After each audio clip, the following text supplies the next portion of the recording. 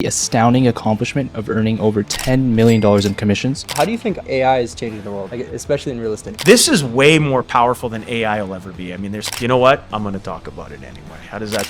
So all I'm going to say is just keep moving in the direction of your dreams, and then your menu will change.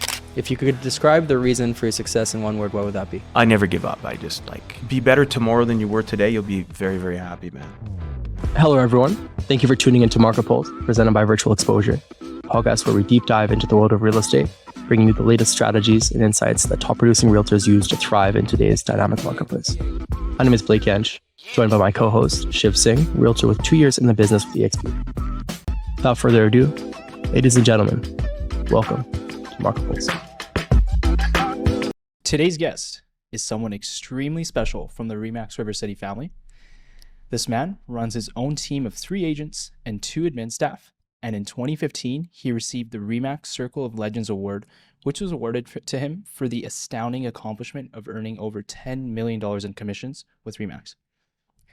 I don't know about you guys, but I personally am having a really hard time wrapping my head around that number. And that is just beyond inspirational. And I'm really looking forward to pick his brain apart on during this podcast on how we even achieved this.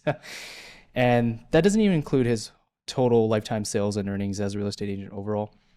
But in addition to this, he's a family man with a loving wife and 2 daughters, and a motivational figure to realtors all over the city.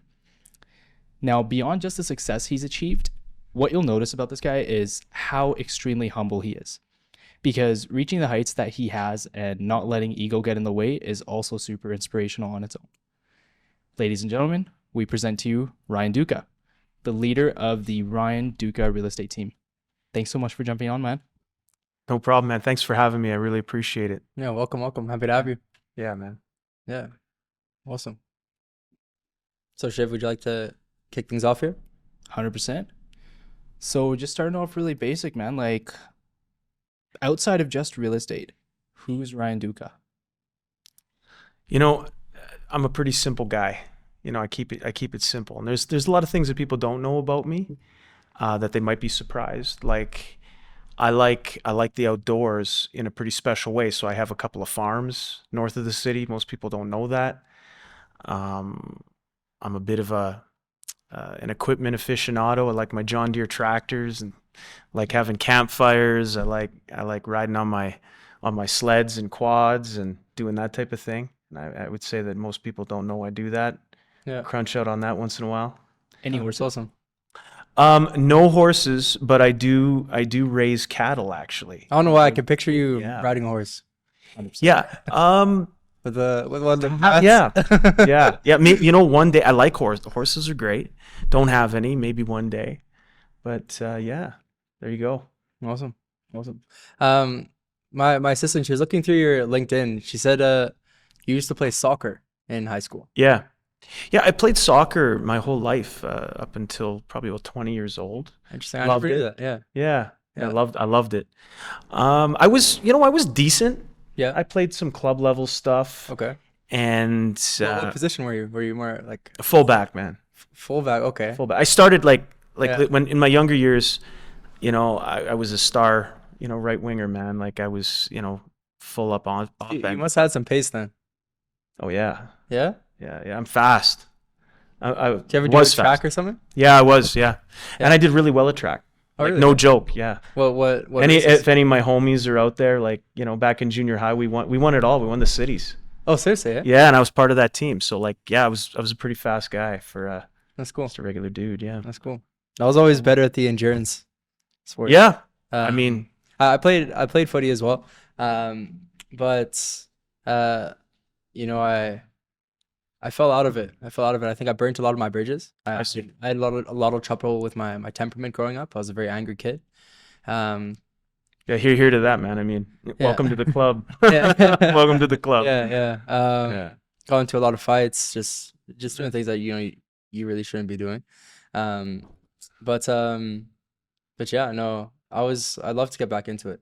Love to play an adult league, something like that. Yeah. No, soccer is always. Yeah. There's a reason it's the greatest sport in the world because you don't need any money. It's beautiful, man. Yeah, You know. it's beautiful. I think that's why mom and dad put me into it because I I didn't grow up with a lot of money. Yeah, so hockey wasn't an option. That was the reason for me. Yeah, I didn't play hockey growing up. Mom and dad were like, that dog ain't gonna hunt, so Yeah. maybe we'll try soccer. And I really, really enjoyed it. And like I said, I was decent. You know, I don't want to proclaim like I was some awesome player, but I always made Prodigy. the good team. Yeah. Okay, but I was usually the worst kid on the good team. Does that make sense? Yeah. But there's lessons in that, and it helped me in my Okay. business. It helped me tremendously in my business. In what way? How so? Well, because in order to, if you're the worst guy on the best team, you got to show up to practice, or you're riding pine, right? They're not, coach ain't playing you. So I never missed, and I was committed. So, the star of the show, right? The guy scoring all the goals, man, he could skip in practice, not showing up late. Never me, man. Never. I never ever missed, man. Yeah. Never. Would you say it was like kind of the principle of that hard work beats talent when talent doesn't work hard? Geez, good one. I probably haven't thought of it exactly like that, but yeah, totally, man. Like I knew 100% because I wasn't talented enough to stand out, but I was good enough to be to help on the team. But if I didn't show up at every single time, the coach wouldn't even know who I am.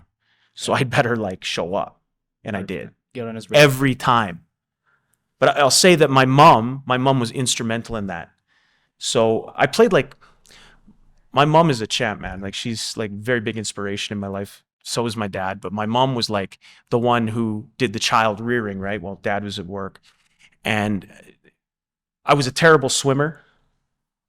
I must have failed like 50 times, man. You know what I'm saying? But she wanted me to swim because she didn't swim. Yeah. So it was like a requirement that I had to swim. So she just keep putting me, I fail. Mom, I don't want to swim. No, you're going back in. But I never missed. She never let me miss. I always had to complete whatever I started. That was the thing. Put you in anything, but you got to complete what you start. And again, that did me well. That did me really well. No, fair enough. That's awesome. Yeah. That's awesome. So let's touch a little bit on your origin story. Yeah. How you got into the business, Sure. philosophies that personally led you to your success. We want to know it all. So Yeah. don't be shy. Yeah, no, I won't be shy, man. Let's go back to, I'm about 15 years old. And listen, man, I grew up in the north side.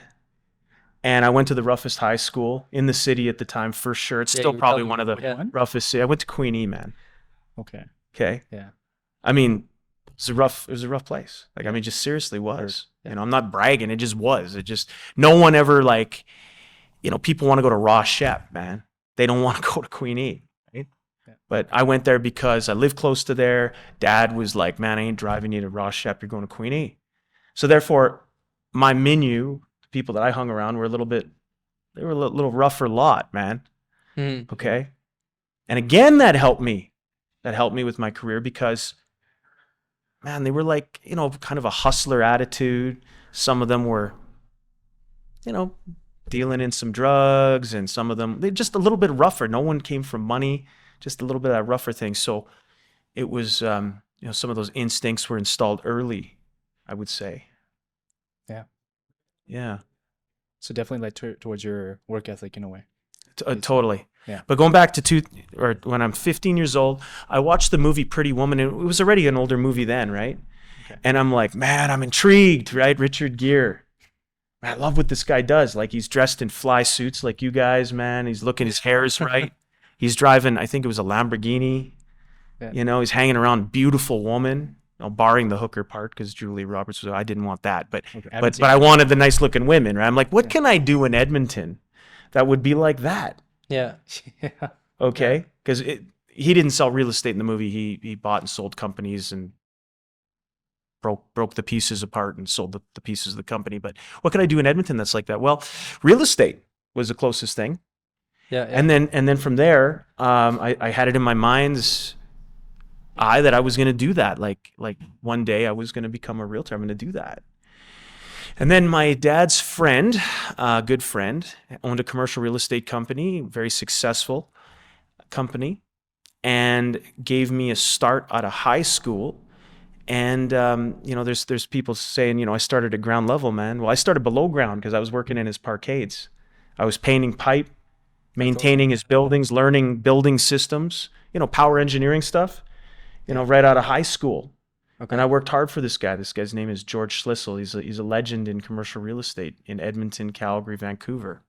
Yeah. And he took a shine into me, and I was fortunate. He says, after about 6-7 months of working for him, he says, why don't you take your real estate license and I'll pay for it if you pass.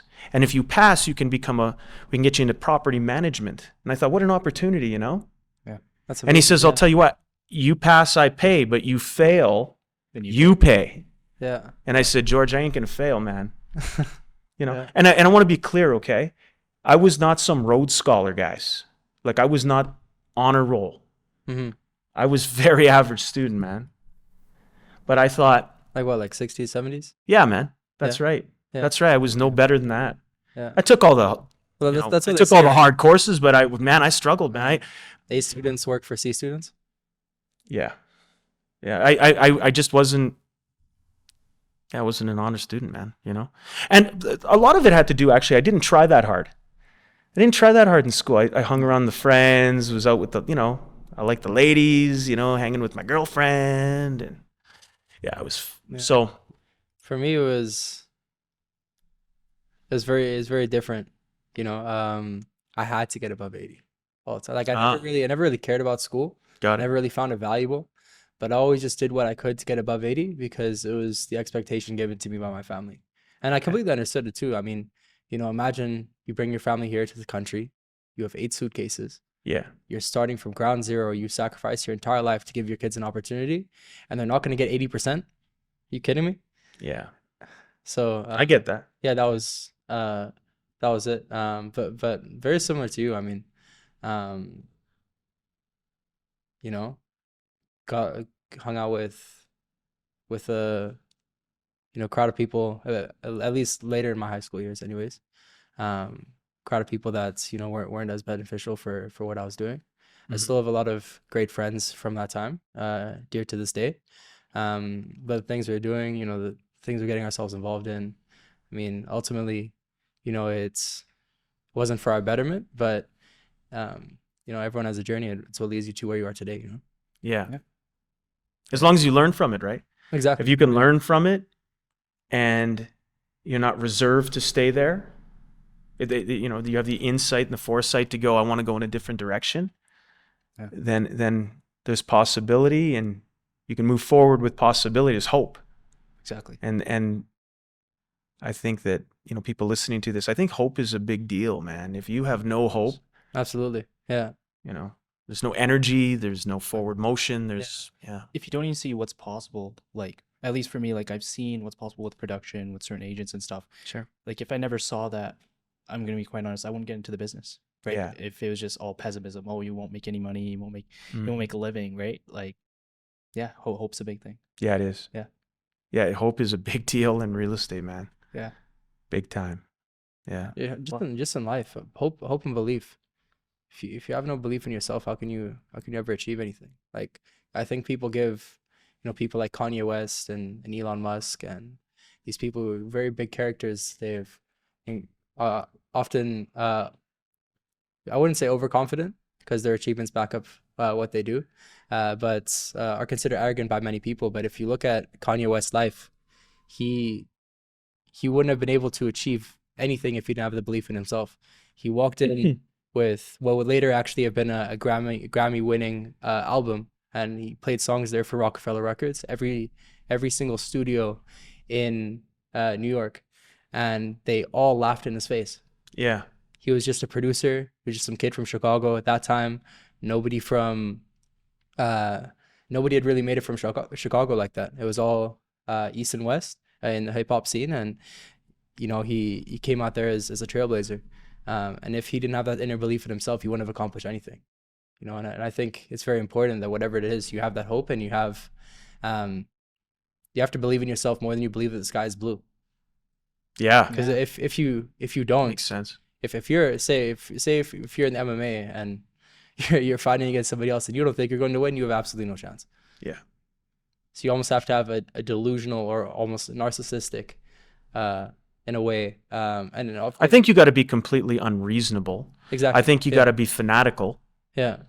You know, so I'm going to challenge a little bit about what you said about Kanye, because Sure. I was in agreement. Sure. Like I like, to be honest, man, I was a big fan of Kanye, man. Yeah. And then I'm not such a big fan today. Interesting. How come? I'll tell you exactly Sure. why. Sure. I'm like, dude, what are you doing? Why would you burn down the house with Adidas, man, with these like crazy, silly comments, the anti-Semitism, like it's crazy. Like you put the company didn't want to fire you, man. They had to fire you because your message was ridiculous, man. But you got there. You worked so hard to get there, man, and to do that, right? Like all these things that you said is just, it's amazing. It's incredible. His work ethic, the way he could spit game. And then you self-sabotage yourself. That I don't get. Yeah. And I got to say, like, that I don't get. I mean, you can be a blazer, you can be a pioneer, you can, but then to go start like being so crazy. Yeah. Yeah. I don't get it. Like that, No, I fair wouldn't enough. do. If I achieved that and I got Adidas paying me, fuck you money, let's call it. Yeah. And then to go do that makes no sense to me. That's where success is, like, it's fleeting, man. Mhm. Like once you get success, I do think there has to be an appreciation for it. It is a gift once you've got it. Yeah, you made it, you created, I get it, and it is a gift. But let me promise you, man, there's somebody coming up behind you, somebody that wants to take it from you. But if you self-sabotage, that I don't get. And that's where I'll leave that. That's where I'll leave that. And No, fair enough. Yeah. Very fair. No, I get what you're saying. I get what you're saying. For me, I just see him. I think to be a Kanye fan, you don't have to even be a Kanye fan. You have to be a fan of yourself. sure. Yeah. One of the most talented And honestly, like, ever. I may not understand him. I may not agree with anybody anybody Sure. does, Sure. Um, I mean, even Elon, he's a nut. He's a nutcase. but you have to be. Yeah, he's nuts. But you're right. I mean, like, There's- look at what there's he's not a up to. genius that isn't crazy. What he's done for society is just. Can anyone else even achieve that? Like, come on. And you know what the truth is? Yes. There's somebody around the corner that's even crazier than him, but we just haven't seen it yet. Yeah. But there'll be somebody. There's always somebody. And in any true. game you're playing, right? Like whether it's real estate, is there somebody more buck than the most buck realtor? Yeah, there's somebody coming up around the corner that's thinking differently. And they are, they're different. And that's why they're producing some of the results that they're producing, because they're different. Yeah, And they're for doing sure. it at a very, very high level, and their give a shit quotient, or what you think of me quotient, very low. Very They don't give a shit, Mhm. right? For sure. Totally fair. Totally For fair. sure. Yeah. Yeah. You know, going back on, so you said, so was it the person that planted the seed in your mind that, okay, real estate, I know it was the movie, but not for real estate specifically, but so it was your dad's friend, like you saw him going up? Yeah, a little bit. Yeah, that was a good story. So, So that's how you. and he started with nothing. He's a North Side boy. He started with nothing. My dad actually facilitated helping him get his first deal. And this guy's like a megadon, right? Like this guy's no regular dude. Okay, I mean his holdings are vast. Okay, vast. Anyone in the commercial real estate space respects the living daylights out of this guy because of what he's achieved. But he thinks much differently than everybody else. Very sharp guy. In what way? Oh, I was touching on this in our last podcast. I think the way he thinks about deals, the way that he aggressively goes after deals. He'll look at 500 deals and only pick one. He's obsessive of looking for the next thing until it has to meet his criteria. Very selective. But he doesn't get down about the fact that, okay, that deal doesn't look that good. He's just, okay, that doesn't work. So next deal, and so he'll look at like, well, much like Berkshire Hathaway, like they look at, they only do a few deals like every few years, but like they look at thousands of deals before they pick one. yeah. But when they go in, they go all in. Like they're going crazy. Okay. Yeah. Warren Buffett goes crazy when he gets a deal. So For sure. Yeah. yeah. Arguably the best investor of all time, him and Charlie Munger. And complete, like, I listen to their stuff and they're very practical people and absolutely brilliant and unfazed by what's going on. Like, in other words, they don't care that social media is a thing. They don't care that Bitcoin is a thing. They don't care. Yeah. Warren Buffett has like 10 newspaper subscriptions that he's reading different newspapers every day, locks himself in a room and reads 500 pages a day of material to disseminate information. Now, I watched some stuff on that guy. I mean, he's a very different cat. He had a pretty tough personal life, actually. His personal life was, people don't talk about that, but a little bit challenged marriage. His wife actually said, "Why don't you go get yourself another lady, because I can't live like this. Like, he was so one focused, like he loved disseminating businesses and the opportunity within a business that it like, was he a great dad? Not really. Was he a great husband? He wasn't. Is that a sacrifice you have to make? I read a lot of biographies. I don't know if it's sacrifice. I think it's how you are. I think he was like that. I don't think that he decided to be like that. No. Yeah. He was born that way. And then he just took it, and that one track focus was like, like he just went all in on it because that's all he knew how to do. It was a gift, but then he took the gift and he worked the gift. Don't get me wrong, okay? He's a very, very special guy, but it came with some consequences. He wasn't most people that are absolutely at the top of their game are completely and totally unbalanced people. They're not balanced, dude. Yeah. The number one realtor in the city is not balanced. That person does real estate. Like 18 out of the 24 hours a day, barely sleeps, does real estate. Mm-hmm. Yeah. And that's what makes that person so good, man. Because if you look at Steve Jobs, Elon Musk, Henry Ford, Yeah. They're unbalanced. Literally everyone. They all sacrifice their relationships with their families. Is that just the price you have to pay to have an unsurmountable amount of success? I don't think necessarily, but I think to be like we got to define. I think you can be successful and have a little bit of everything, but I think if you want to be,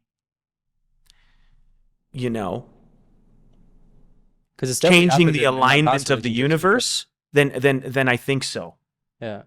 But I will say, like, those people are born with a certain one track mind.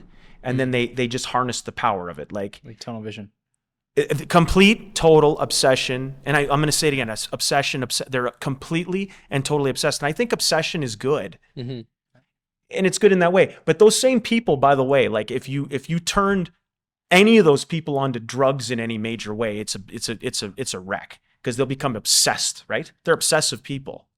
Yeah. They just happen to use their obsessions for their passions. Something productive. And they're super passionate about it. And they're probably like, are they capable of really doing great podcasts and things? Like they're thinking of things like, they're not thinking about normal stuff. They're big things. That's all they think. They're like big thinks.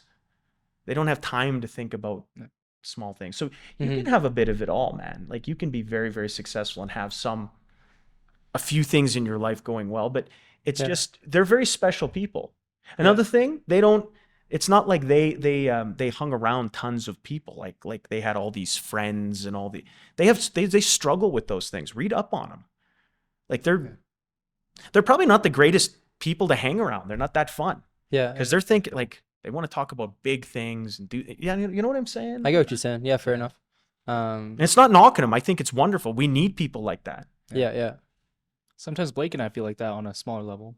I think that's why Okay. we get along so well. Got it. Yeah. I personally feel that with some friends, like sometimes they just don't see a certain vision, and it's just not relatable. They feel like, oh, like you're just obsessed about this one thing about real estate. I'm like, how can I not be? And Sure. yeah, I kind of see what you're And saying. it's been something that I've definitely struggled with in past relationships where, you're spending, 95% of your time working towards a certain goal, accomplishing something else, having different businesses, literally working, as you said, 18 out of 24 hours in a day. Yeah. And like, there's no way the relationship survives, And yet there's somebody out there for you. I promise. You guys are young bucks, man. I mean, there's somebody out there who get your vibe. Yeah. and who'll be part of your tribe that'll get it. And when you find that person, don't let them go, man. They're fleeting. My wife is one of those people. She accepts me for who I am. Let's Crazy. get into that a little bit. Sure, man. Yeah. Yeah, my wife It was is supposed to be for later in the. Yeah. In No, the go session, ahead, man. But we may as well. There's- we may as well there's- talk about it, man, she's that's coming up. 100%, man. Yeah, 'Cause 'cause you- Blake mentioned that you have quite the story on how you met your wife. I want to know everything about that. Oh man. Oh god, Let's hear she it. doesn't like that. Me talking about that, but Okay. You know what? I'm gonna talk about it anyway. How does that sound? Does that sound good? Awesome. Awesome. All right, man. I apologize ahead of time. All right. Here's the story. So, I have a live-in. I have a live-in girlfriend. She's got a, fiance. Okay. So, and my girl at the time was off on a trip, doing some competitive sailing, and it was in the middle of summer. So I say to my bro, "Hey, let's go to some hot weather, man. You want to go to Penticton for Peach Fest?" He's like, "Yeah, I'm in." So we had a little bit of a tradition to go in there in previous years, so we took off and go there. What is that? Penticton. No. There's something called Peach Fest. Yeah. You ever heard of it? I've not. No. No. Really? I've not heard of Peach Fest. Where's that? Everybody knows about Peach Fest, I've never man. heard of it, You man. guys under a rock or something? Living under I guess so. Yeah. What is it? The last August long weekend, man, like every year, Peach Fest. Guys, you got to go to Peach Fest, man. I demand you go to Peach Fest. Like, are you kidding me? No. That's probably where your lady is waiting, man. That's where mine was. Anyway, so I go down there. We're waiting in a bar lineup at a bar called Night Moves, and this lady steps on my toe, right? And I'm like, ow. And she turns around, and that song from Wayne's World, Dreamweaver, probably don't even know what that is, but it goes like, Dreamweaver. It's wonderful. Anyway, this song comes in because she's beautiful, man. It's like an aura around her. She's like, oh my God, who is this beautiful looking lady? And I knew right there that, man, I was like Twitter-pated, man. Wow. And I said, yeah, you stepped on my toe. She says, shut up, quit being such a wuss, and turns around, and I'm like, tap her on the shoulder, like, no, hey, how you doing? I'm trying to get a conversation, just like, hey, this girl's like, I'm interested in chatting with her. And we chatted, and hey, she's there for a trip, but she's with a friend, and she's engaged, and I'm like, hey, listen, I gotta live in, and it's all good. So, but we kind of kept the friendship going for a few days, and that's where it began, and that's where it ended, and we went our separate ways after the trip, and nothing happened other than some chats, and I think my brother and I had a dinner with her and a friend, one night, just kind of friendly. And I couldn't get this girl out of my head, man, like when I was driving home, right, back to Edmonton. And I didn't have her number, nothing. Okay. Wow. So then I'm thinking, I remember she said she worked at a seafood restaurant in Red Deer. But I mean, it's Red Deer, right? That's like steaks, man, burgers, right? Like, how many seafood restaurants could there be? There's not many. Yeah. But I was used to cold calling for my business. Yeah. So I started dialing for dollars, man. Seafood restaurants in Red Deer. And I dial the first one, the Rusty Pelican, I think it was called. Hey, is there a Sarah there? Yeah, she's here. She's busy. Tell her it's an emergency. Oh, who's on the phone? Tell her Ryan's on the phone. She answers the phone. Who's this, Ryan? My God.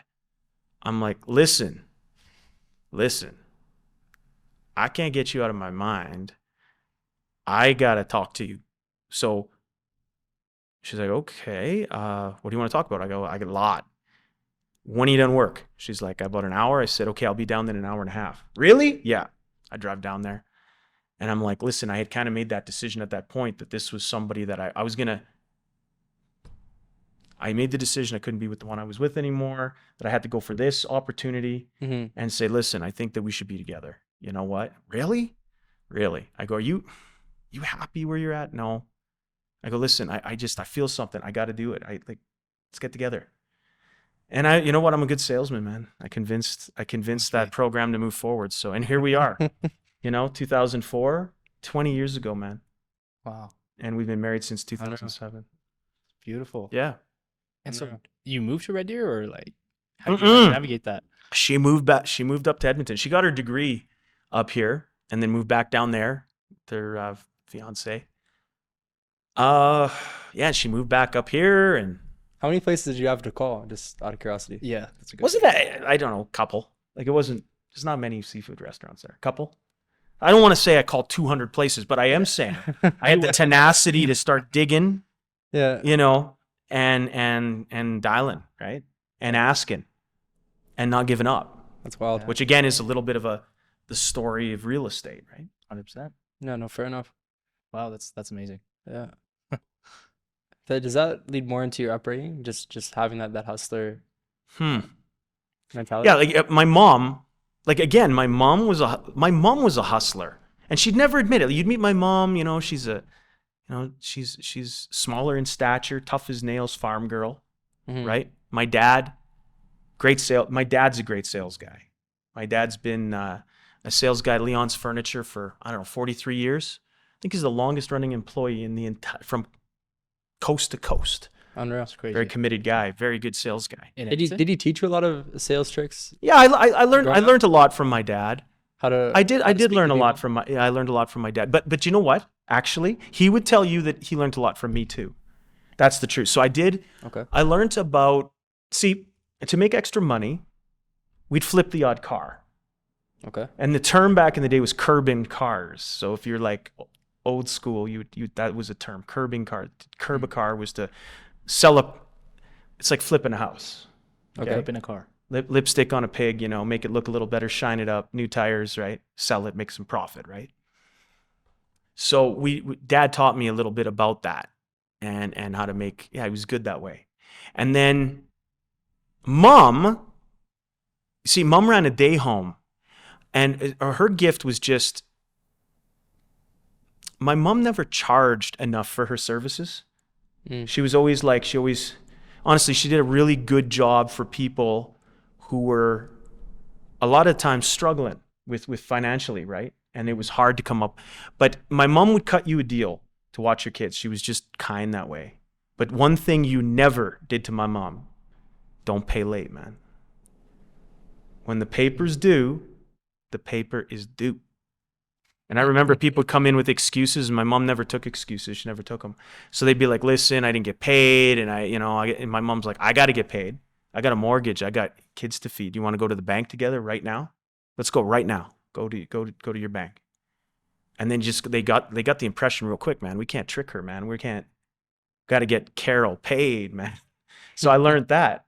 She set the right tone. Yeah. My mom was great that way. I learned a lot. From her in that respect. So a combination of both. They're both hardworking people from the farm. They both came from absolute nothing. Okay? No one gave them nothing. And so I never grew up poor, like where there was a lack of food or anything, like nothing like that. But we weren't rich, man. There's no Hawaii or Disneyland. There was no fancy new car. Like our new cars were always like somebody else's car that they didn't want no more. That was our new car.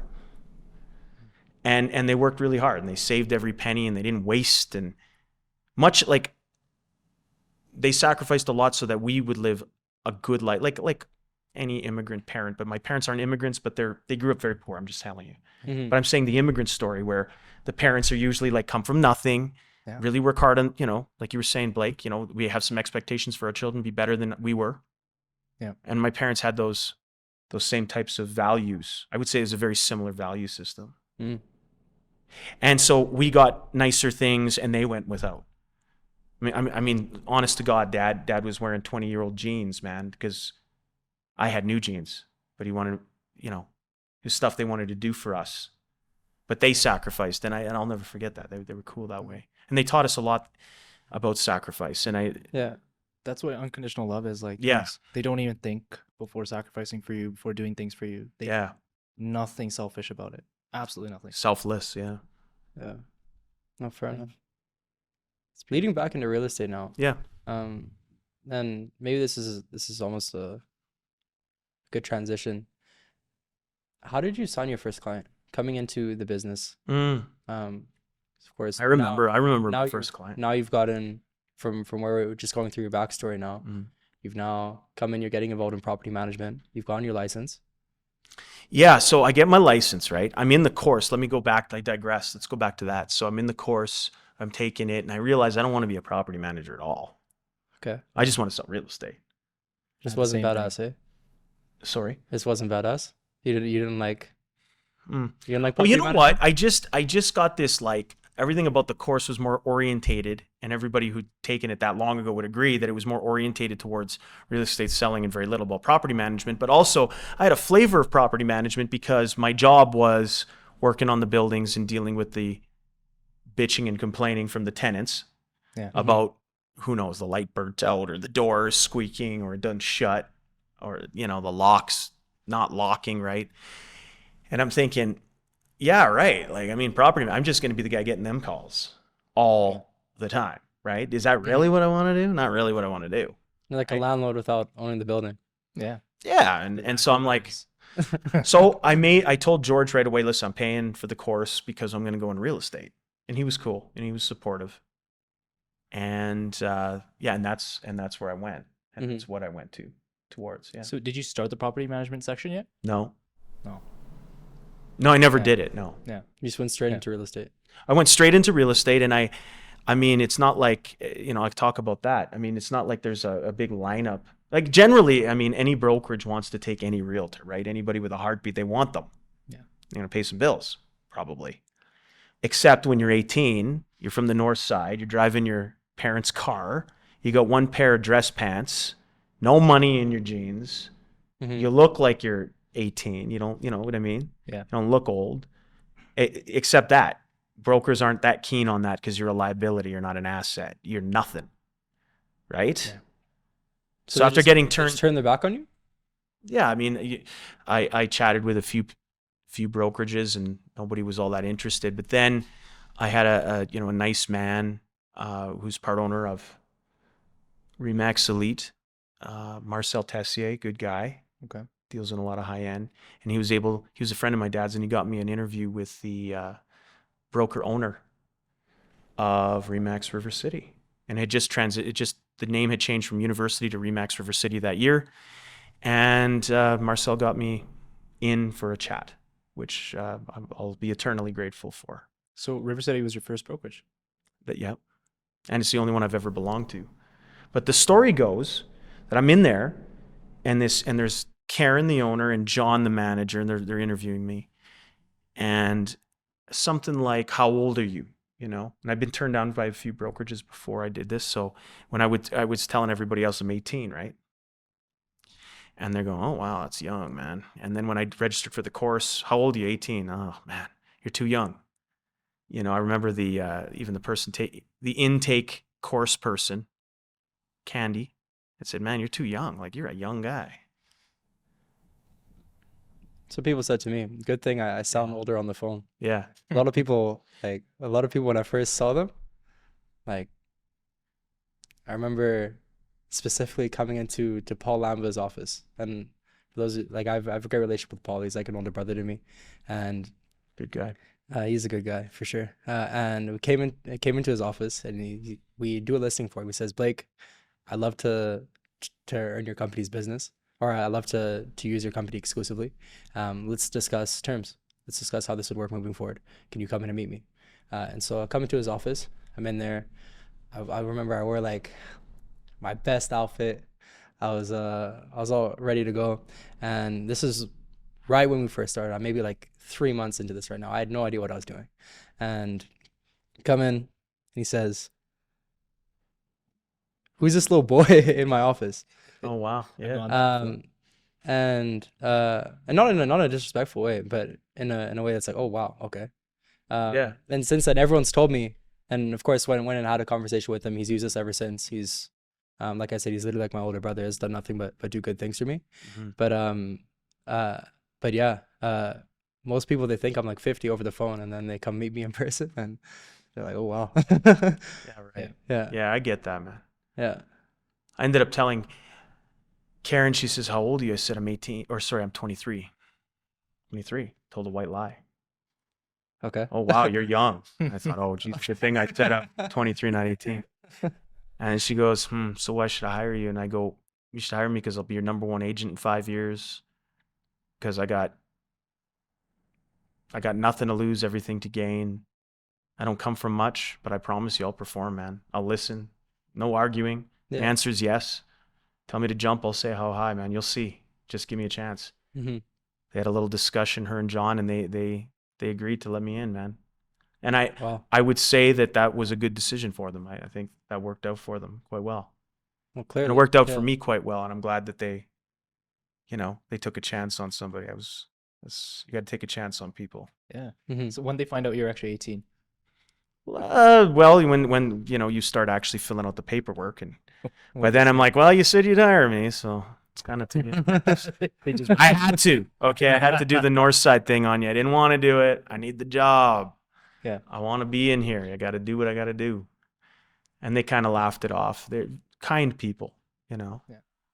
If Karen hadn't have taken a chance, and lovely person, man. She's always Karen Everall has always. She lives in Kelowna now, but she always had a soft spot for people like me. Everyone at River City is so nice. Yeah, they're good brokerage, man. That's why I'm still there. They're Yeah. good people, man. Yeah, they're all good people. No brokerage has taken care of me like River City has. Yeah, they're good people. They're well run.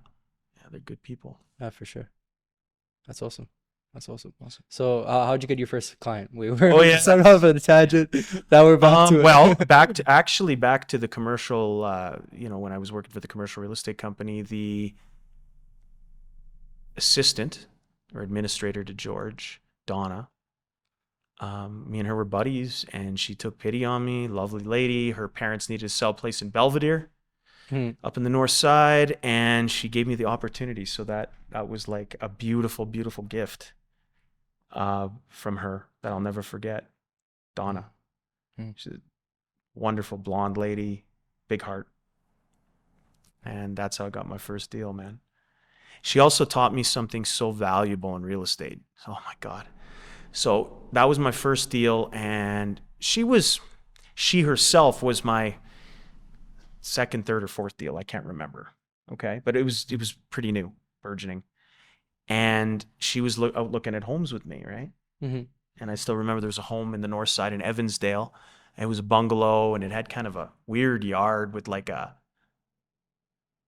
bark mulch all over the place. Like it didn't really have lawn, Mm-hmm. And it had like a little walking bridge over like a not very well done concrete pond. Like it just, in my opinion, it was just not a great property, right? Yeah. So we go into this place, and I hate it, right?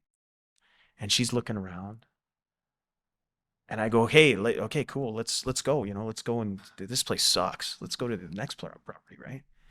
Thinking I'm being of service. Mm-hmm. Yeah. How could she not see that this place sucks? Yeah. Okay. And she says to me, you know what, Rye, like you're my buddy, but I'm going to give you some advice. You're being rude. I'm being rude. She says, you're being rude. What makes you think that you know what I like more than what I like? I love this home. So I'll tell you how this is going to go, little man. You're going to write up a deal on this home, and we're going to get this home, or you cop any more attitude, and I'm just going to buy it from the listing realtor, and we ain't doing business anymore because you kind of hurt my feelings. I like the home. Yeah. So that taught me one of the most important lessons in the world, and that is you aren't God. You don't have to play God in real estate. Some people like pink homes. Some people like green homes. Some people like bungalows. Some people like 4-level splits. Some people like It's the fundamental flat roofs. Some people like triple garages. Some people like no garages. Some people like whatever they like. Your job is to get them what they like, not what you like. The platinum rule. Mm-hmm. Do unto them as they wish to be done unto them.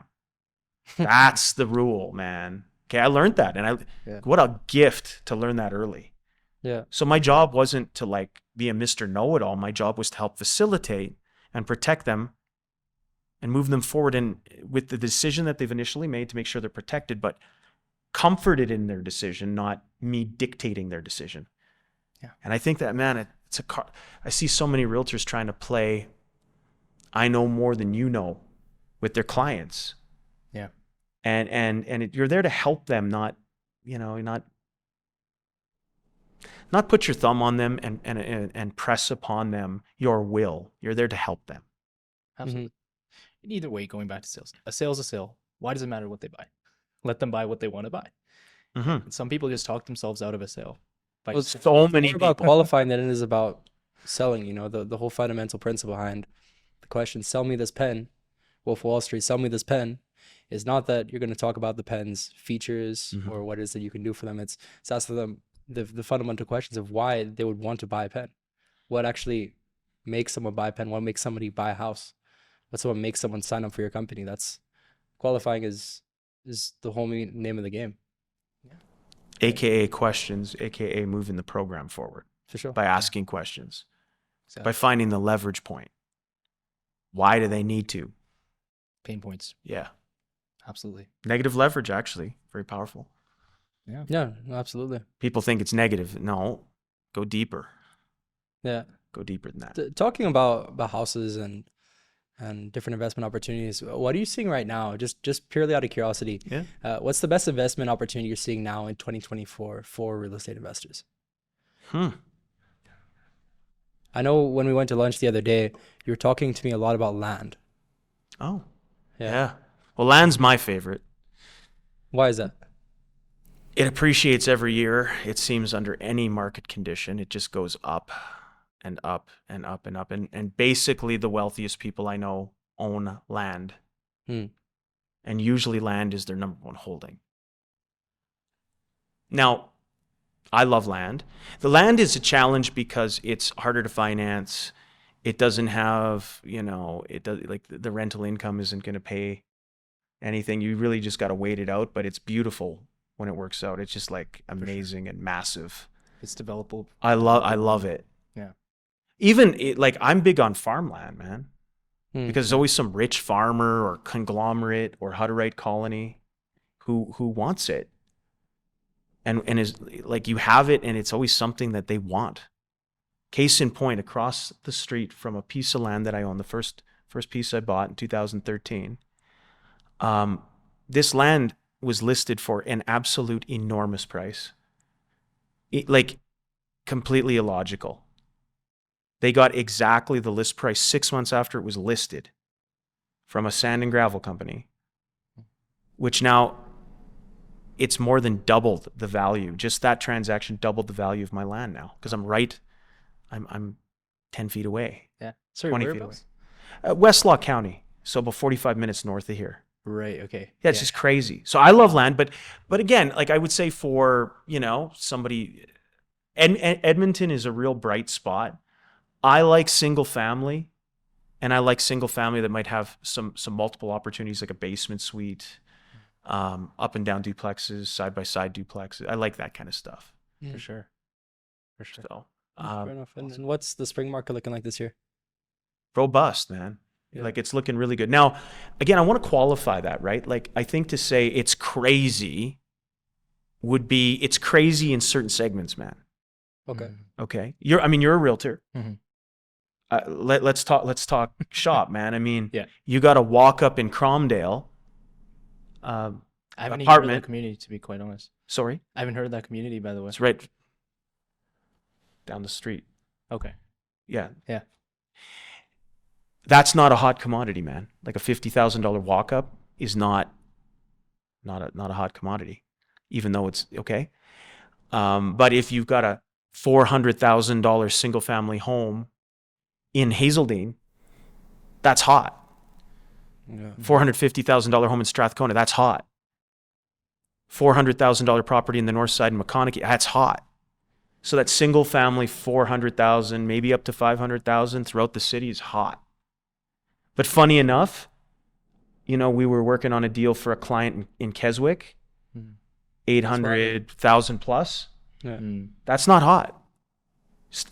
I think when we were looking at the data, nothing had sold in there in that range prior to it was August, I think, was the last sale in that range. Isn't that crazy? Much though. Yeah. No, I know, but I'm just saying. Do you see what I'm saying? Oh, Is that it's not hot? Yeah. No, I get. And what you got you're it. saying. You got Absolutely. it. But what do I think? I think it's mostly robust, and the news is positive. And what is causing that? Mm-hmm.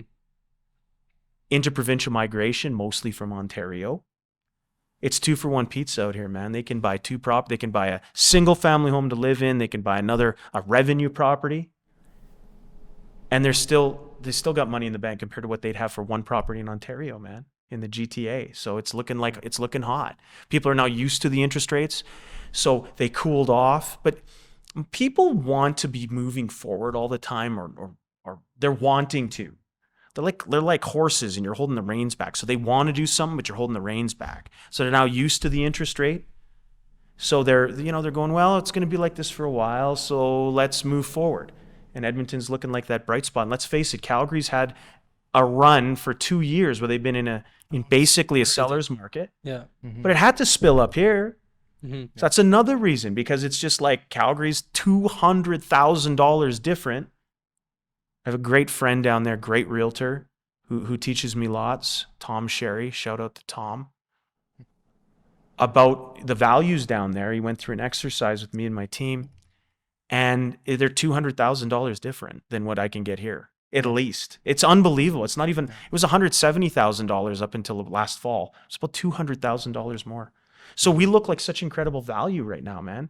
So it's like anything is looking pretty good here in that average range of value.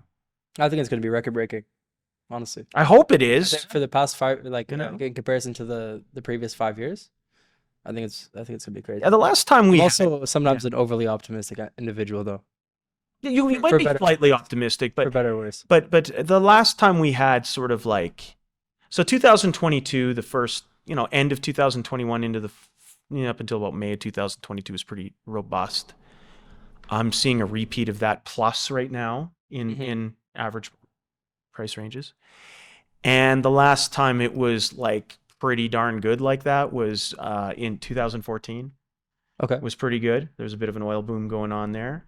And then there was a lull for, between, let's say, 2012, middle of 13 to going back to about 2007 July, where it was kind of in a lull. And then 2006 and 7 were very robust here. They were crazy. You were 2 years old at that time. You were a young man. Young man. Yeah. Yeah. Unreal. Huh. So, considering the market and everything, or even not considering it, just in general, like, what advice would you have for new agents coming to the business this year? Good one. What advice would I have?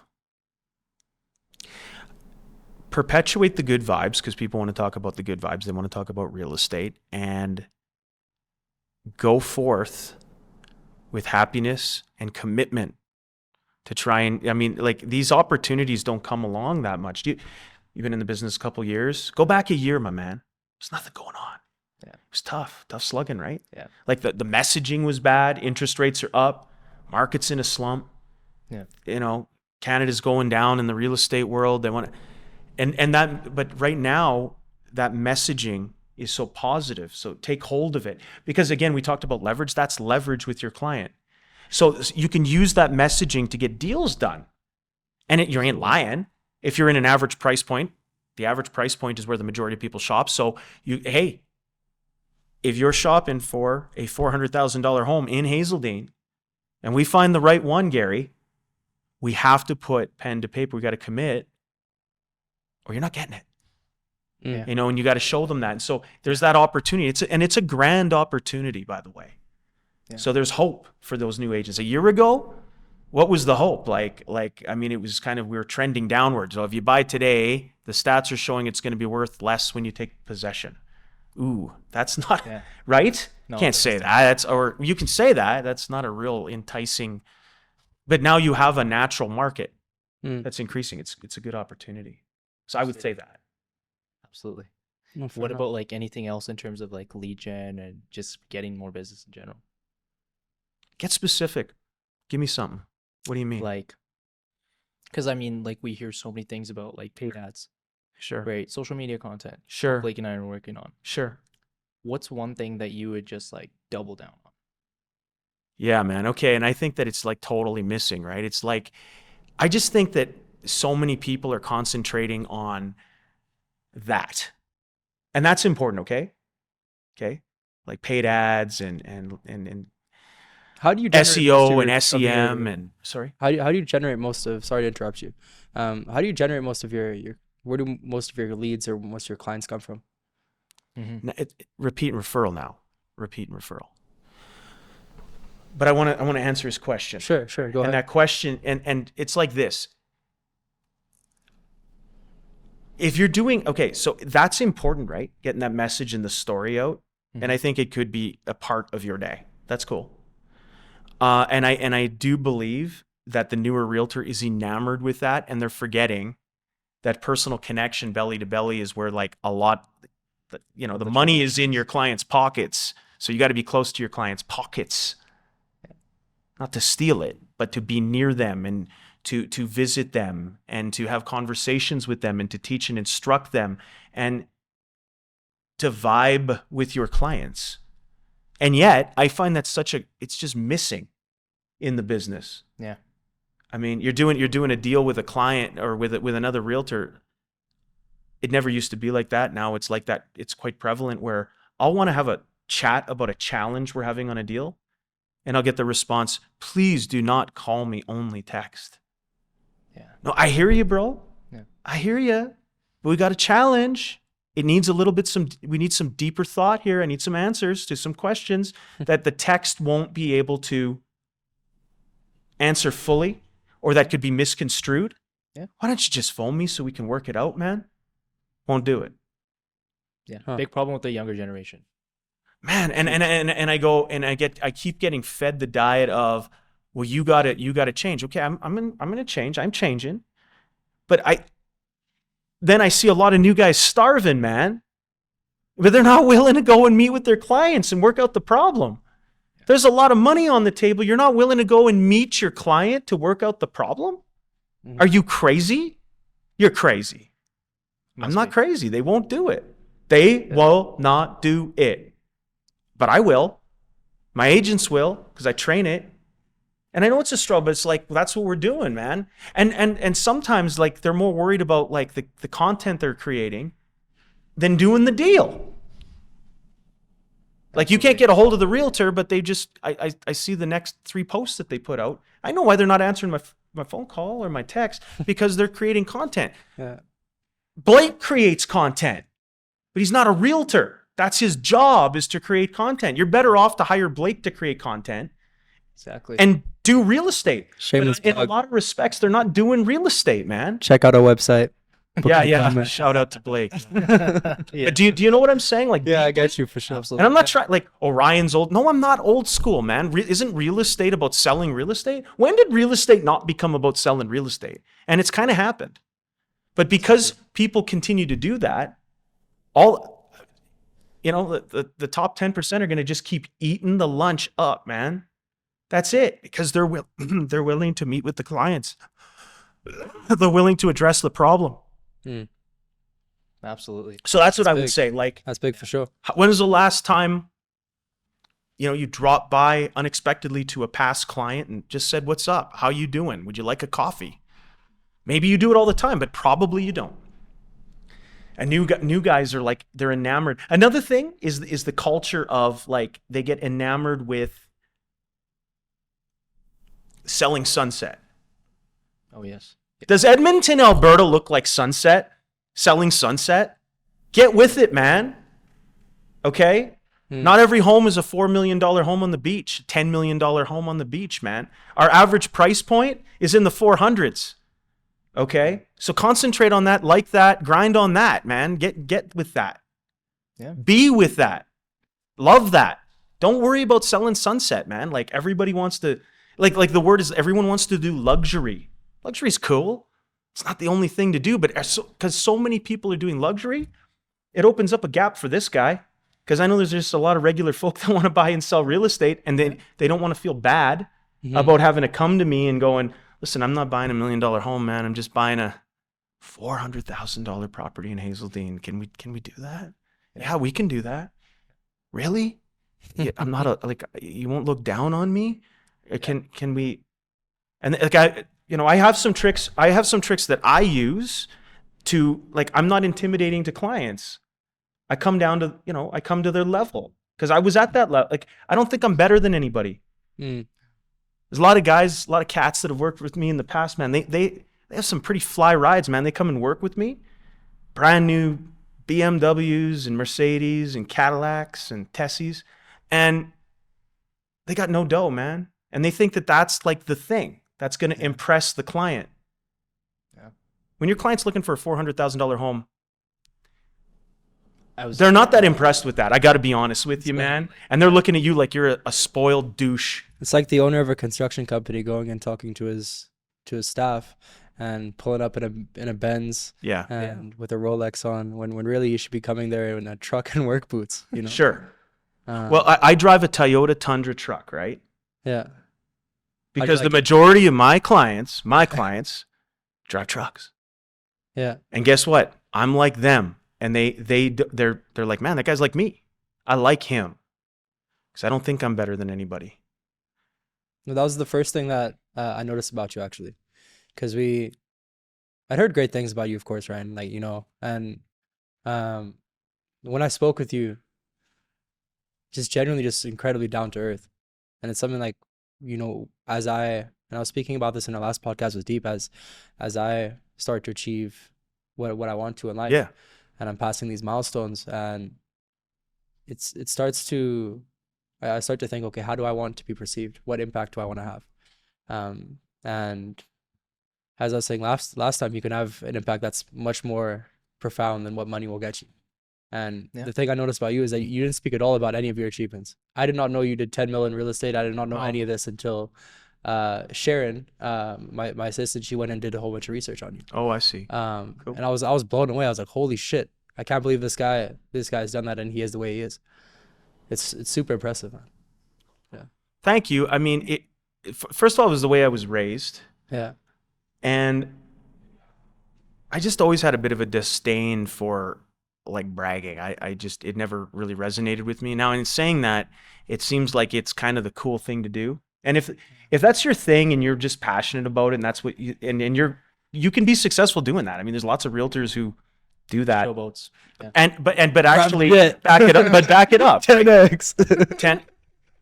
By the way, I'm gonna go on. I love Grant Cardone. Oh, I love Grant Cardone as well. Like, you peel away the bullshit in his, like, if you peel it away, it's just a marketing message to suck you in because he knows that everybody is intrigued by that. He's playing the game for sure. He's playing. He's just playing everybody, but he's also going. And I subscribe to all this stuff. I have Grant Cardone University. I listen to his podcasts. I'm all about Grant. I think he's a brilliant man. Yeah. If you can be brave enough to peel away the layers of the onion and get through the bullshit. I completely agree. Yeah. I wish he'd walk into the room right now. I'd hug the guy. He's a brilliant man. Yeah. I've read every single one of his books. They're amazing. 10x is the first book I read every year. Yeah. I love 10x. I love the concept of it. You're a Tony Robbins fan too, is that right? Yeah, big time. So I need you to, like, since day one in real estate, I've been just like a junkie for working on me, right? And I've read that everywhere. Like, if you want to be something, you got to work on yourself harder than anyone else, right? Yeah. And so I try and inundate my brain. I'm a pessimist by nature, so I really got to work on that. And people who know me would know that. I got to work on it. And I do. So I put the good stuff in every day, okay? Like, if you were to jump in my Tundra right now, I'm listening to Grant Cardone. 100, okay? I'm not listening to Apple Music, nothing. I'm listening to Grant Cardone. I'm putting the good stuff in. Yeah. So that when I go on an appointment or I'm talking to a client, it's the good stuff coming out. But I train that in. And I'm so glad you asked about Tony Robbins. My journey with him started in 2016 when I'm Not Your Guru came out on Netflix. Watched it. If you haven't watched it, it's good. Right. It's a little snippet from his course called Date with Destiny. And that's a 6-day immersive course I've taken. Me and the wife went down to his first course called Unleash the Power Within in 2017 down in California. I signed up for his university with my wife, and we've spent, I don't know, a couple $100,000 going to his stuff and traveling, going to his, like, seriously, we really have. Yeah. Since that time. and it's wonderful stuff. He's great, man. Like, I What's mean, his course like? he's got different ones, but Yeah. they're amazing. Like, they're just, Because I saw you took the, what was it, the business mastery course? yeah. Yeah. That's pretty buck, man. That course is pretty buck. Yeah. They require that you get into a group, start a business, and they have a competition running. It's really quite a challenging course because you're trying to take in material while you're trying to work on the business. Mm. It's no joke. Like, it's not for amateurs. You got to put it in. Yeah. But it was really, man, that was amazing. For personal, going inside, ripping yourself open, looking at the deep dark stuff. There's or Date with Destiny, and that's going to uncover a lot of truths about you. You'll shed some tears, you'll scream, Yeah. you'll do some good stuff there. So, and I've taken Leadership 1 and 2, which is not easy to, they only hold those once a year. San Diego. So yeah, I've taken lots of his stuff. He's great. He's lovely. He was sort of my guy until I got onto Grant, and I think the next step would be taking his 10x growth conference, that Yeah. type of thing. I would love to go to that as well. The thing I love about Grant Cardone is he's no bullshit. Yeah, He's very much, okay, it is your duty and your obligation. Go get it done. go get it done. Doesn't matter how you feel. Yeah. Doesn't matter how, like, what it is that's going on in your life. Go get it done. No, and something to be clear about, like again, so he's one of those guys that's up there, in my opinion. He's built like an Elon Musk, or built like, he's pretty one-track minded. Mhm. Like, he's completely all in, right? He's obsessed. Oh, He for talks sure. about being obsessed, right? That's one of it. That's one of Being the stuff, yeah. obsessed, having obsessions towards success, and like, Mhm. and I think it's wonderful. I mean, he's achieved some really, really good stuff, and I think I like him because I listen to his real estate stuff, and he's just like, real estate's easy. I didn't invent anything. I'm not like a technology guy Yeah. that invented an app.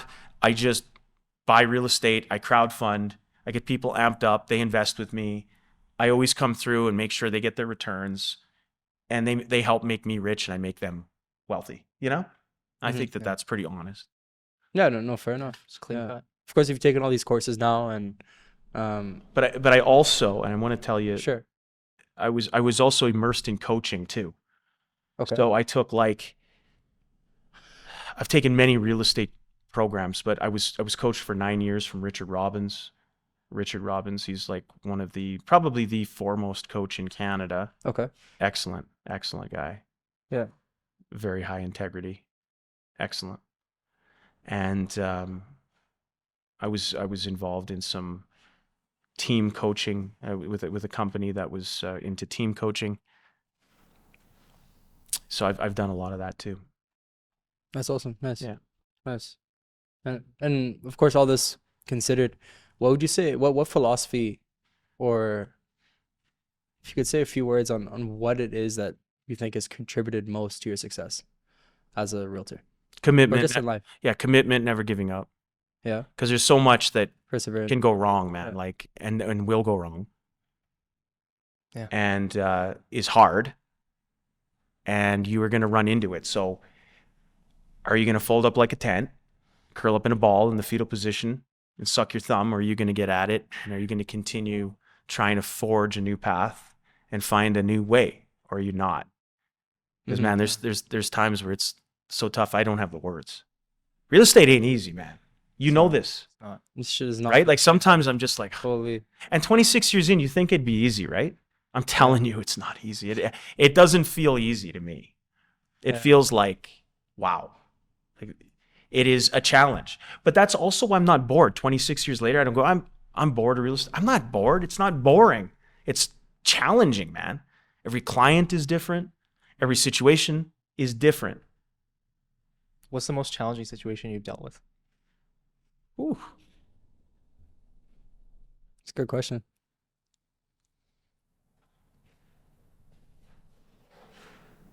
Well, you know what? I think there's a year that was the most challenging for me. 2019. Economy was rough. Alberta was like a swear word in the rest of Canada. Nothing going on. There's no positive messaging. I had a large team, and we weren't producing, man. It just went from like decent to like wah, Marketing costs are through the roof. And I really had to do, for the first time in my life, man, I was like, there was always like a pretty steady trajectory of like good, better, a little bit better. And then it's like, whoosh, what happened here? And I had to really like take a deep dive and use some of my training that I received in one of Tony Robbins' courses about don't look at what your business could be when things are rough, look at what it is and make adjustments now. And I had to cut and to survive. So that was the toughest thing that ever happened. Not necessarily a deal. I've been through lots of tough deals, man. But deals, you know, I mean, the toughest a deal gets is you don't get the deal or the deal dies. Exactly.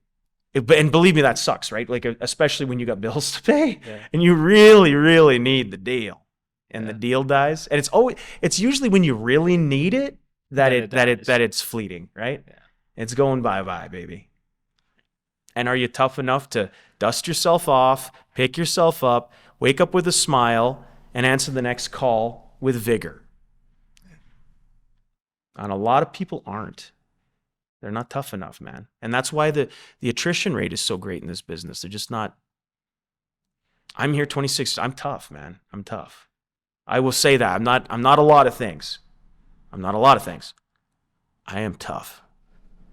The only one that can beat me is me. The only one that can quit me is me. Because I got a lot of try in me, man. That's the only reason I'm here, man. It's the only reason I'm still here is the try. The grit. Yeah. Would you say that was your lowest point you've reached in real estate? 2019? Yeah, that was the toughest on me because that was the toughest. And I'll tell you why. Because the perception in the marketplace is we're killing it, right? Yeah. But the reality is I'm losing money. I'm going down, man. And if I continue the trajectory, I'm going to go bankrupt. What was your highest expense? Marketing. Like paid ads or? Man, it was a combination. It was all the marketing. So bus benches, farming areas, paid, SEO, SEM with the website provider that I was with. That great website provider if you feed it copious amounts of money. And as soon as you stop feeding the monster the money, the leads dry up. But even the leads that you get, the agents are kind of miserable crunching on them leads. They're not that happy. And just, but it requires all that, right? It required a lot of money. And then when the production is just the market's kind of like calming itself down. Things aren't selling as easy. You got to keep lowering prices, one thing leads to another. And like all of a sudden you have a spark that leads to a big fire. Now the building's on fire. And you got to put it out, man. Now, it was a good lesson, though. It was a good lesson. I saved myself. It's fine. Because I know that I can work hard, and I know I'm resilient, and I know, I have to eat some humble pie, and it's fine. That's another thing.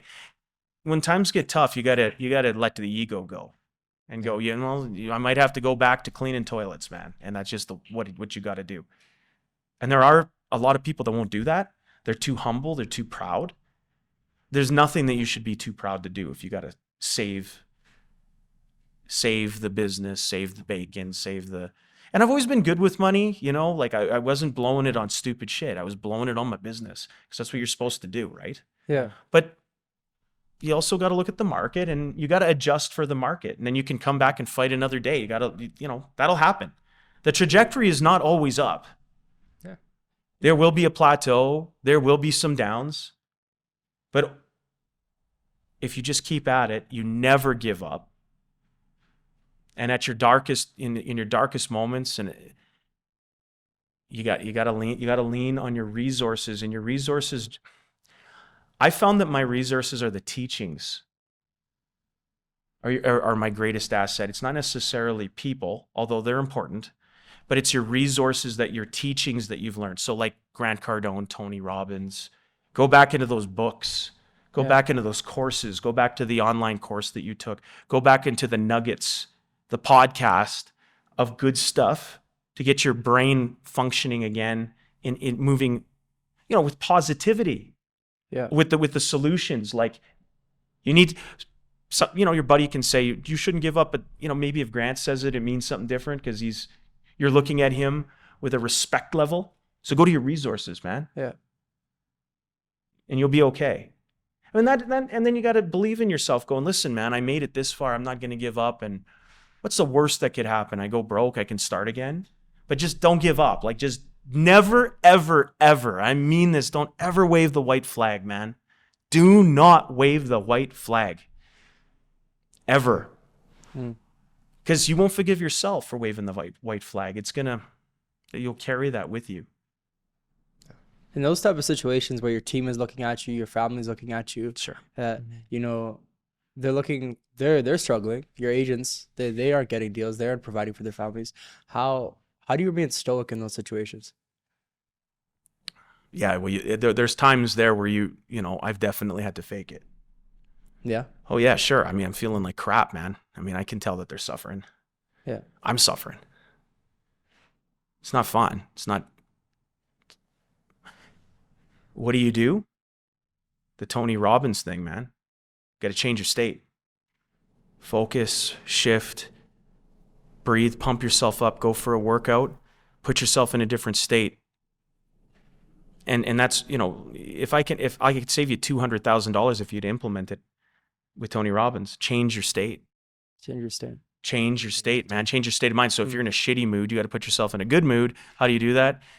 You're breathing quick and fast, right? You're pumping yourself up. Maybe you're jacking yourself up with some music. You're doing something vigorous so that you can put yourself in a different state, because you need to be in a different state to come up with solutions. You can't really come up with solutions when you're in a down. Yeah. When you're feeling like crap, or you're feeling hopeless, or you're feeling like, I'm in a slump, man. And you have a slump attitude, it's impossible to come out of that with that same attitude. You can't. It's not even your fault. Your brain won't allow you to. So you got to change your state. And I think that people got to work on that, and they don't work on that enough. I don't think most people work on themselves. They would rather see what everybody else is doing. I'm selfish that way. I work on myself, man. And this guy's got a lot of work to do, man. I'm not there. But I'm humble enough to know that I can get there if I dedicate myself to it. And I put time into that. Instead of consuming alcohol, I don't drink a drop. Gave that up. I drank all year because of what you said. Yeah, thanks, man. Hey. Yeah. I haven't even tried it. Ever. I'm going to give you some advice. Don't. You're not missing much. I don't drink because I had a problem. I never had a problem. I was a very casual drinker. People who know me would vouch for that. But I got a blessing, man. I got COVID. And I had gotten a couple of the shots. Mm-hmm. And it did something to me where alcohol, I'm like allergic to alcohol now. I never used to be, but I get so violently sick when I consume alcohol. I tried it twice after I couldn't do it. I'm giving this up. I'm not doing this anymore. I'm not doing it. And guess what? I look better. I feel better. Does it bother you when all your buddies on a hot summer day are drinking their IPAs and they're, yeah, sure, there's a little bit of a bother, but they're looking at me. They're looking at me as an inspiration. They're not looking at me like a loser. They're not going, you're a loser. They're going, man, I wish I could do that. And I can't do that. There's one of my friends in particular who made this complete mindset shift. Yeah. And from where we were once, he almost led our entire friend group in a way that, and I give you credit, but I also have to give credit to him, because he went sober. His name's Musa. He went sober for I think it's like a year now, after living in Banff, where it's just you party every single day. And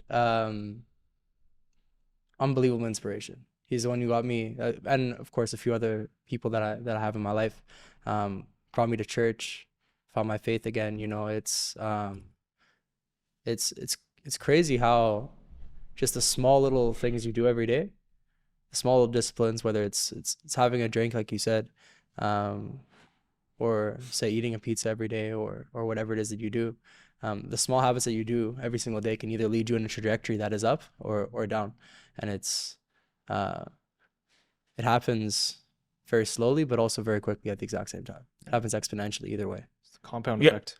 Yeah, it stacks, man. Yeah, for sure. The stacking effect, good or bad. Like here's some tips. Try this with your business. Like, go visit clients every day. Make a point of visiting your friends and letting them know you're in real estate. Try that for a month. See if it makes any impact to your business. I guarantee it will. 100%. Because it's a small thing. You're thinking that's nothing. I dropped by and said hi to somebody. It's not nothing. It's something. But when you don't do it, that's something too, in the negative. And that'll stack. And then you feel bad, go and drink. Okay, that's a stack. Right? And you might treat your girlfriend or boyfriend bad. Well, that's a stack. Mm.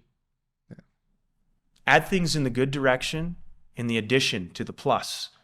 And then you feel some pride, right? It's all good stuff, man. Like, more good, less bad. That's it's a simple philosophy, but it's simple yet it's easier to drink beer. It's easier to eat pizza. It's easier to not work hard. It's easier to, instead of seeing a client, it's easier to see what another realtor is doing on social media. It's easier. Mm-hmm. And you're not even posting anything. You're just seeing what another realtor's doing. Mm-hmm. Yeah. Or it's all a stack. Put something in the good. Do a post. Do something positive, though. Do something that'll move the program forward. And then feel proud of that. Do good. Be disciplined. You'll set yourself free with discipline, frankly. Discipline will set you free. Doing whatever you want is misery. It's chaos. They call it chaos. Mm-hmm. Yeah. You see most retired people, they're miserable, man. I don't think I could ever Nothing to retire. do. I'm serious, man. Like, I see retired people. I know some very wealthy retired people. They're miserable people, man. How could you be miserable? You get to do whatever you want every day. It's like cake, man. Chocolate cake. It tastes good once in a while, but you can't eat it all the time. And the biggest thing is you got to have a purpose to your life, man. You got to have a purpose as a realtor. You want to be happy in real estate? Happiest realtors are the busiest realtors, frankly. It's simple. They're the happiest. Take a look at the ones that are like the top. They're always happy. Yeah. Kicking ass, taking names. They don't have time for misery. They don't have time to check on anybody else's stuff. They're just doing deals. By, man. They're- by far and away the easiest people to deal with, for sure. Yeah. right? Absolutely. No, Yeah, the it's- ones that are miserable. They got time to check out, commiserate, bitch, complain about the market. There's a few Facebook groups, man, out there that I avoid. I don't even like. It's just vitriol, man. I'm not talking about anything. Just bitching, complaining. What are you doing, man? Why don't you go out and serve your clients? That's what we're here to do. What are you bitching about? Bitching about the rules. Who knows? Just doesn't do anything to inspire me. I stay away from it, man. When I start seeing that negativity, I tend. It's poisonous. It's toxic. It's poisonous. Goes in your body. Yeah. Then you spew that out to your customers, your clients. Is that fair to them? Bullshit. I can't stand it. Genuinely. Any form of negativity makes me sick to my stomach. Is totally. So go away from it. And how do you do it? Stack little things, right? Just move in a direction. The thing I've noticed, the most important thing about discipline is that you prove it to yourself as well. I think a lot of what I found with the cheat, and of course there's still got a ridiculous amount of, like, a long way to go to achieve what I want to in life. That being said, though, what I've noticed with discipline is that you prove it to yourself. Mm-hmm. If you wake up, and you prove it to God as well. You can, as I said in our last podcast, you can wake up every single day at 5 a.m. You can convince everyone in the world that you wake up every single day at 5 a.m. Only God knows if you did it. And it's the making the right actions in that same way every single time as a vote for who you want to be and who you are becoming that will, as you said, set you free. Yeah, it really does. It really does set you free. Some of our mentors that we've already mentioned on this podcast, they're highly disciplined people, man. Unreal. You know, and you show up, man. And in real estate, you got to show up. Like, you got to do the do. For sure. I had an appointment yesterday, 7:30 at night. That's not terribly late, but it went till 10 o'clock at night. I'm talking to some friends of mine. Like, if you're a realtor, that's fairly normal. But if you're not a realtor, that's not very normal. And they're going, you're crazy, man. It's 10 o'clock at night. What are you doing? I just finished an appointment. Aren't you bagged? No, I'm invigorated. How? I mean, it's how you look at things, man. It's like how you look at it, right? Like, It's a blessing being able to be busy at that time. Like, It's kind of tough to talk to people about, honestly. Well, here's the thing. If you're gonna, and that's why, And not in like a not like a braggadocious, arrogant type of way. I mean, it's just tough for people to speak about. Like I've given the biggest thing I've struggled with has been, you know, the fact that, you know, I'm achieving this and this and this, and I'm doing this and this, and I'm always busy all the time, and I feel guilty that I haven't brought my friends up to do the exact same thing. And in a way, you provide them with opportunities, you provide them with something, but a lot of people, they don't want it. They don't take it. People see what I do and the sacrifices that I make and the things I put myself through, mentally, physically, working a ridiculous amount all the time on multiple businesses. It's very tough. It's very tough, and they don't want to put themselves through that. And I completely understand it. But at the same time, I feel guilty because, you know, I feel like they should be where I am. And I feel like my job is, because I don't want to be by myself. I want to bring my people up. I want to help them grow. I want to, even the people that I do business with. Like if you look at my editor, he's this guy named Abdul. He's from Pakistan. And he's started off just working part-time, working another job, barely providing for his family. He now works as a manager in my company with 4 other editors under him. And, you know, to have done that for his life and to help him to grow where he wants to be, he's now starting his own photo editing agency. Awesome. He's going to have employees on employees on employees, all from the business that my company has brought him. Now, I want to give you an insight, man. I want to give you an insight because it's the best part of it. Well, I grew up similar in the fact that, like, okay, man, like I got my buddies and I want to bring them up, right? But what you're going to find, and it's because you guys are a little young, you haven't had the experience, is like, we're naive. It's not that you're naive. It's just that, like, it's just not the way it is. So what your menu is going to change. You know what a menu is? It's a group that you associate with is your menu. It will just change. And the people that aren't along for the ride, you can't make them be along for the ride. If they don't want to be along for the ride, if they want to be along for the ride, you actually don't even have to ask them. They're already doing it. Yeah, they'll be doing it with you. There. But if, and the ones that aren't, and I'm loyal to a fault, but it just, you don't worry about it, and accept those people for who they are, love them for who they are, but also go crazy in trying to find your menu of people that are up to like stuff that is bigger and better than you. Never, ever, ever take advice from somebody that is doing worse than you. Yeah. There's a key, man. You want to be rich? Never take advice, ever, from somebody that is doing worse than you. But you wouldn't get trained by a fat personal trainer. Exactly. You wouldn't get, you know. This actually reminds me of something that I need to, you know. Yeah. A few years back, in politics, there was, you know, a health minister who wasn't the epitome of health. And I'm thinking, that's the health, that person does not look healthy. I'm not going to mention names. I'm not going to go with parties. It doesn't make sense. One doesn't go with the other, right? Like there's no congruency there. So how can that person affect or have any impact over people when that person doesn't live with integrity? That person isn't integral. You're the health minister. How come you definitely don't look healthy, my man, lady, whoever you are? I'm not going to say. It does not look good. It is not a good look, okay? So you got to be integral, man. You got to be integral. Like, for sure. Don't just say it, do it. Preach. Yeah, now, doing it though is the hard part, huh? Execution is the hard part. It's like so hard. The idea, like everyone's got ideas. Like think about this, like your buddies, you know, they got ideas, they want to be where you're at, but they're not executing. They're not working 18 hours a day. They're not starting companies, trying different things, failing, trying again, building, growing, up, down, losing people, gaining people. They're not doing it.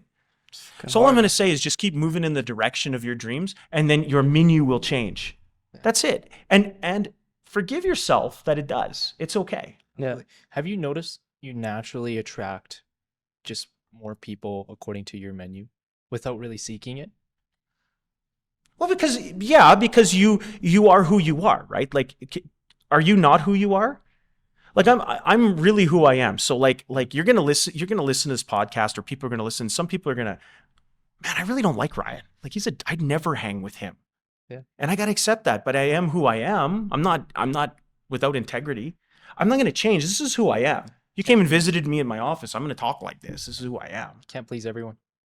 Well, I think and when you want to start pleasing everybody, you're actually you're going to make everyone unhappy. In a respect, like the greatest politicians don't try to make people happy. They try and do the right thing. And most people go into politics saying they're going to do the right thing. They don't have the balls to do it because they won't get reelected. So then they try to be a little bit of everything to everyone. You can't. You won't be like, you can't.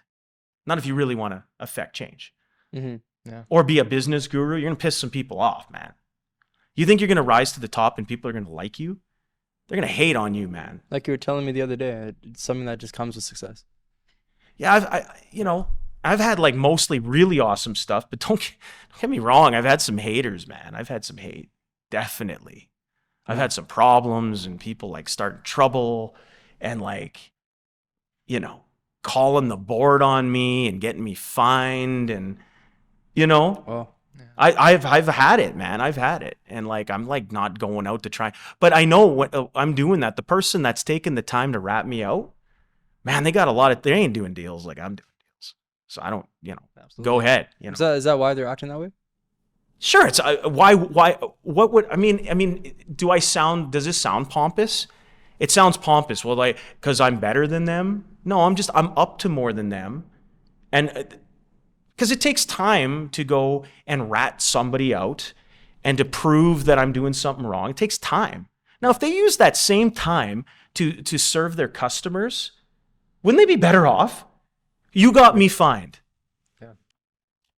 You make any money? Good for you. Did you make any money from getting me fined? Yeah. Mm-hmm. You get to go and brag to your small group of small-minded people that you got me fined. Good for you, man. But anybody who's like really killing it in real estate, they've all had the similar problems, man. People are ratting them out all the time. And they just keep making money and stealing market share. Yeah. And they know that that's part of the game, right? Like it's I'll give you an example, Tony Robbins. He had an expose written about him in 2019. Can't remember the publication, but they went after him in a real nasty way, man, accusing him of some, inappropriate behavior on females and all that. It brought the hurt to him, but it didn't stop him. He's bigger now than he's ever been. Hey, he's huge. Yeah. But it didn't like. So it hurt him temporarily, and then he grew from it. It's like it's weird, like because he didn't give up. Like he could have given up, because there was some nasty things that were said about him. Is it true? None of us will ever know. But it's like, oh my God, man! Like, I mean, they were digging into some like long past stuff, trying to dig up stuff.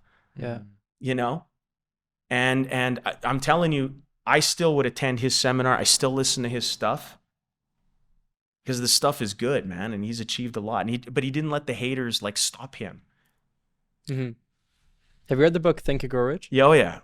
Talks about something similar to what One you're of the saying. best. And well, what it explains in it is that it is a pretty great book, honestly. Well, one of the things that it speaks about in it is that right when you've come to the point at which may be your lowest point, it's typically a point where you have a lot of failure. You're very close to a breakthrough. And if you just stick with it, I mean, there's been so many times in my life where I've had the book thrown at me. I've had, I can't even tell you, so many things coming my way in all different directions. And if you just stick with it, I mean, like I said, God knows, right? I don't think God lets you fail if you keep trying. I don't think it's in him. I don't think it's a thing. Yeah. Because it's so hard to be a human being on this earth, like to have ever, to even be born. This statistically is such a hard thing, right? If you want to get real crazy about it. Yeah, man, that's crazy. Yeah. And then he ain't going to let you fail, man. You know, whatever faith you believe in, Allah or Buddha, they will not let you fail. The universe won't let you fail if you keep trying. It'll, and when you hit the bottom, guess what? You know what the good news is? You can only go one way up, man. And you really got to think that. Mm-hmm. But good begets good, and it becomes encouraging. And think about this, guys. What is the most proud you've been? Is it, if I gave you $1 million, would that make you the most happy, or would it be the $1 million you earned? Absolutely the latter. Yeah. Yeah. I've a very unpopular belief that I would, if I won the lottery tomorrow, I would throw it up. I think that, like, not throw it up, but you throw it away. I mean, and it's because it doesn't mean anything. That's right. I think it's a lie. Yeah, that's right. I think it's temptation. I have two little girls, one 9 or one 10, just turned 10 on February 14th, and the other one 12. And they're hardworking girls, man. God, they're good kids. That's awesome. But I instill into them, you know, the hard thing, the grind, because I'm hard on them. I'm like, you got to do your Kumon, man. I've got them in Kumon. Kumon sucks, man. Well, what is that? That's like doing, you know, math. Yeah. Like doing like 50 pages of like 50 plus 121, like, you know, long division. Like, it sucks. It's Like after school, right? After school. After school, yeah. But do you feel good after you do it? Yeah, Dad. Do you feel good when you're crushing the people in your class and getting like the A's and they're getting the D? They don't even understand what the problem is, and you're killing it. Do you feel good about the like, yeah, so they know the sacrifice. I'm teaching it to them. The greatest feeling I've ever had is my accomplishments from like coming from nothing or very little, coming from very little, okay? Mm-hmm. To like, I remember the first car I bought. A 2000 Grand Prix GTP. It was my dream car in high school. They came out in 1997. Grand Prix wide track. I wanted one. I bought the best one that money could buy in 2000. But I worked for it, man. My parents didn't give it to me. I did. My dad came with me to the dealership. He was so proud of me, man. Yeah. I was so proud of me. I was so proud of me. Yeah. I drove that. Fuck, I was proud of me, man. God, did that feel good. I worked so hard for that. And it's all those accomplishments. It's all the grindy stuff that you did. Is there ever a point where you take your foot off the gas? At what point did you think? You can, like, if you, Yeah. That's, yeah, like I have some balance in my life where like I enjoy some time on the weekend to go to my farm, but really that's just more work, right? Like I work my ass off out there. People think, okay, you go from work to work. Like I go from selling homes to shoveling shit. Okay. Seriously, man. I mean, it's what I'm working hard, man. Okay. Yeah. And my dad does the same with me. My dad and I have this special relationship. This is what we like to do. We like to work and then work, right? We go from our suit and tie to working in the bush, right? Do you take your foot off the gas? I don't think, like, for successful people, I don't think that they know how. Do you know how? Absolutely. You're not chill, man. You're like insane. You're always doing something. You vibrate when you're walking, man. You're vibrate. Like, does he have something wrong with him? No, he's just thinking it's electric. It's coming out of him, man. Doesn't even sleep sometimes. It's crazy. Right? But because he's excited, what's the next thing? So, and it's okay. Like, it's okay to be like that, and it's a blessing to be like that. I actually, seriously, I've trouble calming myself down. Yeah, that's okay. I'll like, because I'll work an entire day. Yeah.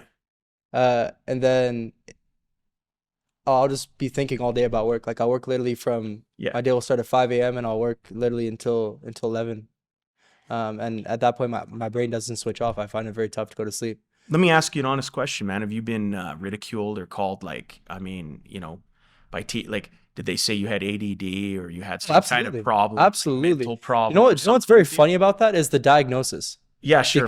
Because I think, and that's pretty typical among successful people. There's always, what's wrong? There's something wrong with them. They got a disability. No, it's a gift, actually. It's an ability. It's special. And it's offensive to everybody because you're not like everybody. But a lion is not like a sheep. yeah. And eagles fly alone, right? They're weird. Yeah. You know, they're unique. They fly alone, and that's okay. Yeah. You don't need to apologize for that. You know, totally. I remember in grade school, I didn't write properly. Like I write like a left-handed person with my right hand. Can you imagine that? That's ridiculous. So I smudge the ink, and my cursive is just terrible. And the teacher used to keep me after class and like, man, like this kid, there's something wrong with this kid. Like, what is wrong with you? You can't write right. It made me feel like crap. Like I was lesser than. I'm not lesser than. I'm just different. That's it. I've been told in school I'm incompetent. Sure. I've been told you know, I don't have the same ability. Yeah. It's very interesting. It's very interesting because I went And yet here you are, man. I guess so. Yeah, I guess so.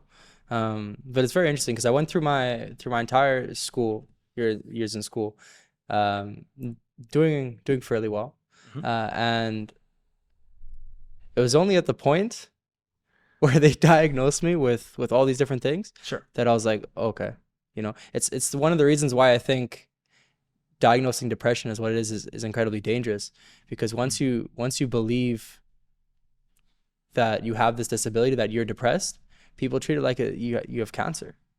You know, like you get fed on all these drugs, and then you have a disability because you have depression. No, you just need to. Actually, I'll argue that a little bit. I think that people go so? to work. Yeah, I'm going to tell you. Sure. I think there's people who indulge it Yeah. because victimhood gets you a lot of sympathy, my man. Yeah. It gets you sympathy, and there's some real deals with depression. I mean, it's real. There's no doubt. But there's also like, can you fight it? Can you come out of it? Can you triumph? Can you overcome?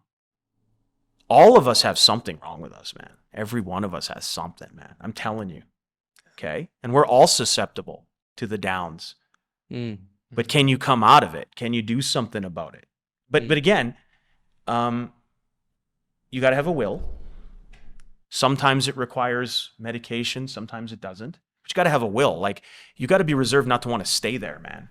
I don't believe that anybody cannot get out of it. Like, I believe that if you know, with medication and with counseling and with will, you can get out of it. Do you think medication is actually helpful? For that? Yeah. Like, say I told you I don't know. Say I told you I wanted to kill myself. Would you tell me? Oh. Because what I would tell me. If you told me you wanted to kill yourself, I'd have some questions like, do you really want to kill yourself? Are you using it for sympathy? Are you using it because... You know what I mean? Like, I do. For me, if it were me telling myself what I would think, and I don't mean this to offend anybody, just probably be You're being real. You're being... I mean, I'm just being authentic to you. I'd be like, yo, you'll stop being a fucking bitch. Go get it done.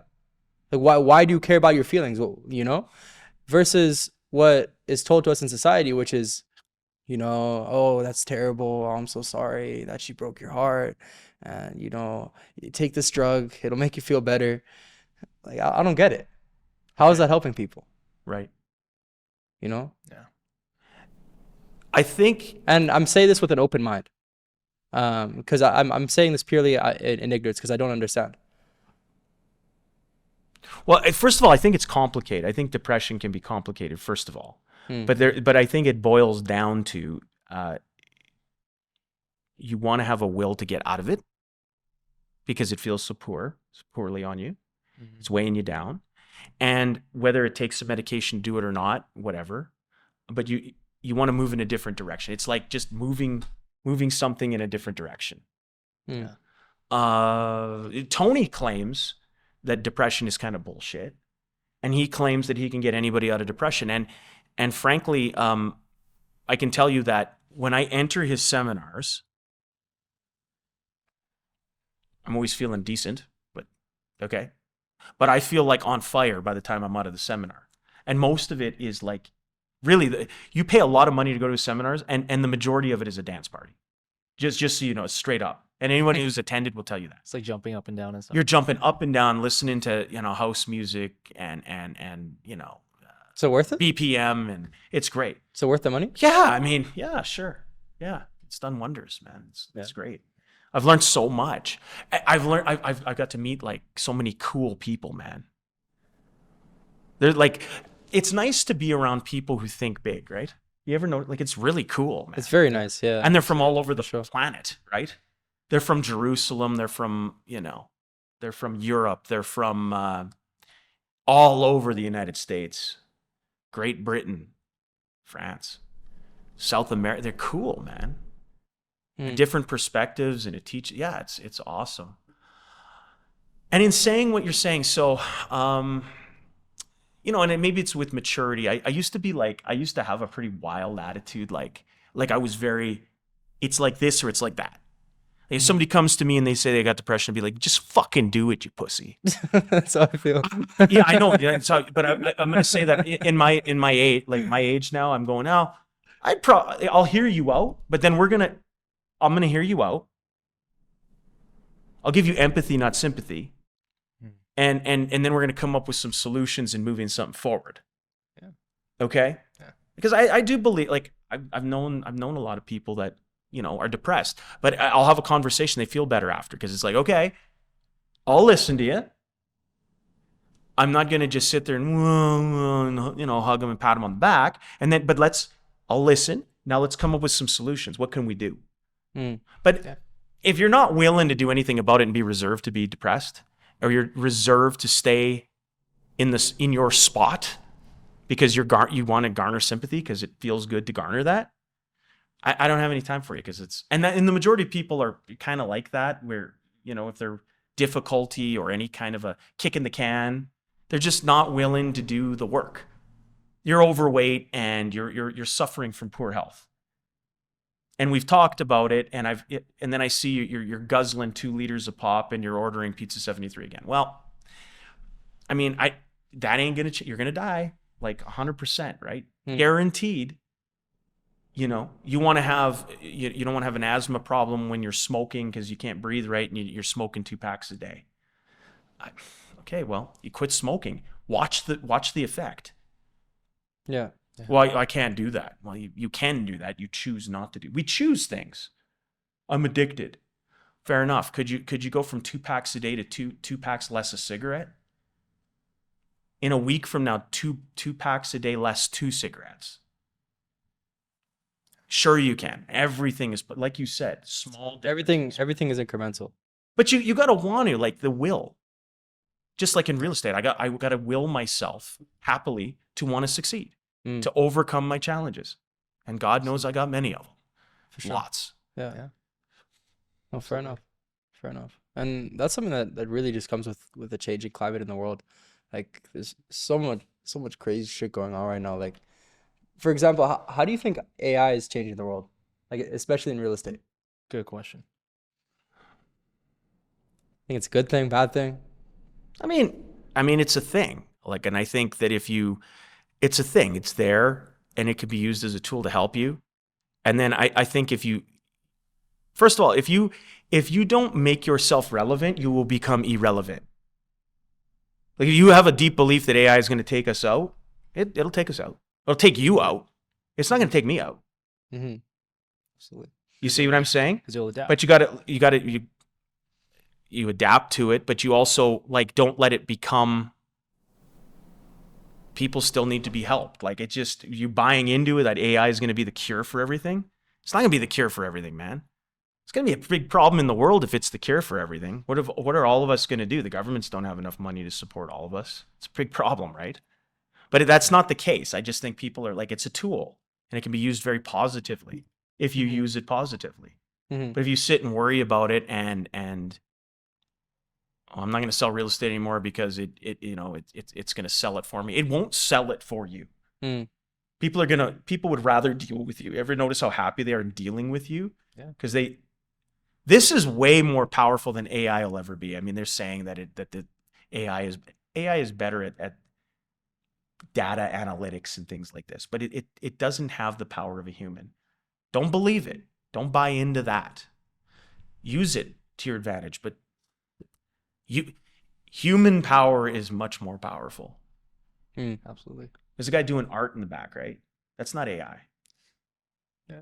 And AI can create some art, but AI isn't going to wreck his business because Mm-hmm. he can never replicate what's coming out of his brain, man. That's special. That's it. Like I don't know. I don't Yeah. pay. I don't like sit there and like worry all day and not night about it. I go, it's a tool. It's there. We can utilize it. We can do some stuff for us.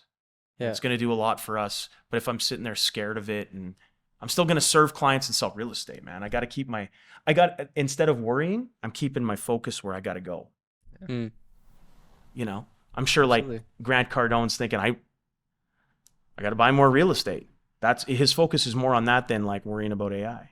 Maybe AI can help find more real estate for me, Mhm. but he's not sitting there worrying that it's going to put him out of business. No, I get it. Yeah, for sure. For sure. I find it very useful. Good. Very useful. Use it to write video scripts and all that, and automatic Wow. subtitles. ChatGPT is so Yeah. nice. Yeah, Yeah. that is nice. But yeah, no, that's awesome. That's awesome. Just going into how the future is shaping in your eyes. I mean, it seems the what we're doing is more becoming almost, you know, an Oswellian kind of dystopian society. How do you feel about that? How do you feel about the things we're teaching people as they're coming up, like in schools and especially Gen Zs? I've seen it a lot. Not a lot of people, Mm-hmm. and I don't mean this in an argument, but not a lot of people are doing what we're doing. You know? You guys know who Dan Penna is? The $50 billion man guy. Yeah, and he's not. Yeah, You know, it's like- the truth is he's worth about 400 or 500 million. Actually, he's not, but he calls himself the 50. You know who he is, though. Obviously, you the mentioned. pinstripe guy. So I think that everybody needs to listen to a dose of him, if you're a man, to get some testosterone going again. And some of his stuff is like absolutely out there, right? But the message is actually pretty good, and it's like, quit being a pussy and get at it. Yeah. Okay. And so what do I think is happening? Coddling is happening.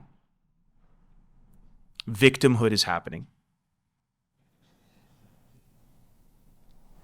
I want to start at the top and not have to earn it is happening. Or it's not really happening, but that's what people want. They don't want to work for it. We're perpetuating weak people, man. And that's a problem, right? Like, I think everybody should want to be a millionaire as sort of a minimum standard, because we'd change a lot of shit. Lots of things would change in a positive way, right? Mm-hmm. Instead of like, how do I do, like I read this stuff like in the workplace, going to a 4-day work week. Are you fucking kidding me, man? Are you kidding me? Do you know how they work like 6 days a week or 6.5 days a week in China? Do you know that? And we wonder why they're cleaning up. Same thing in India, man.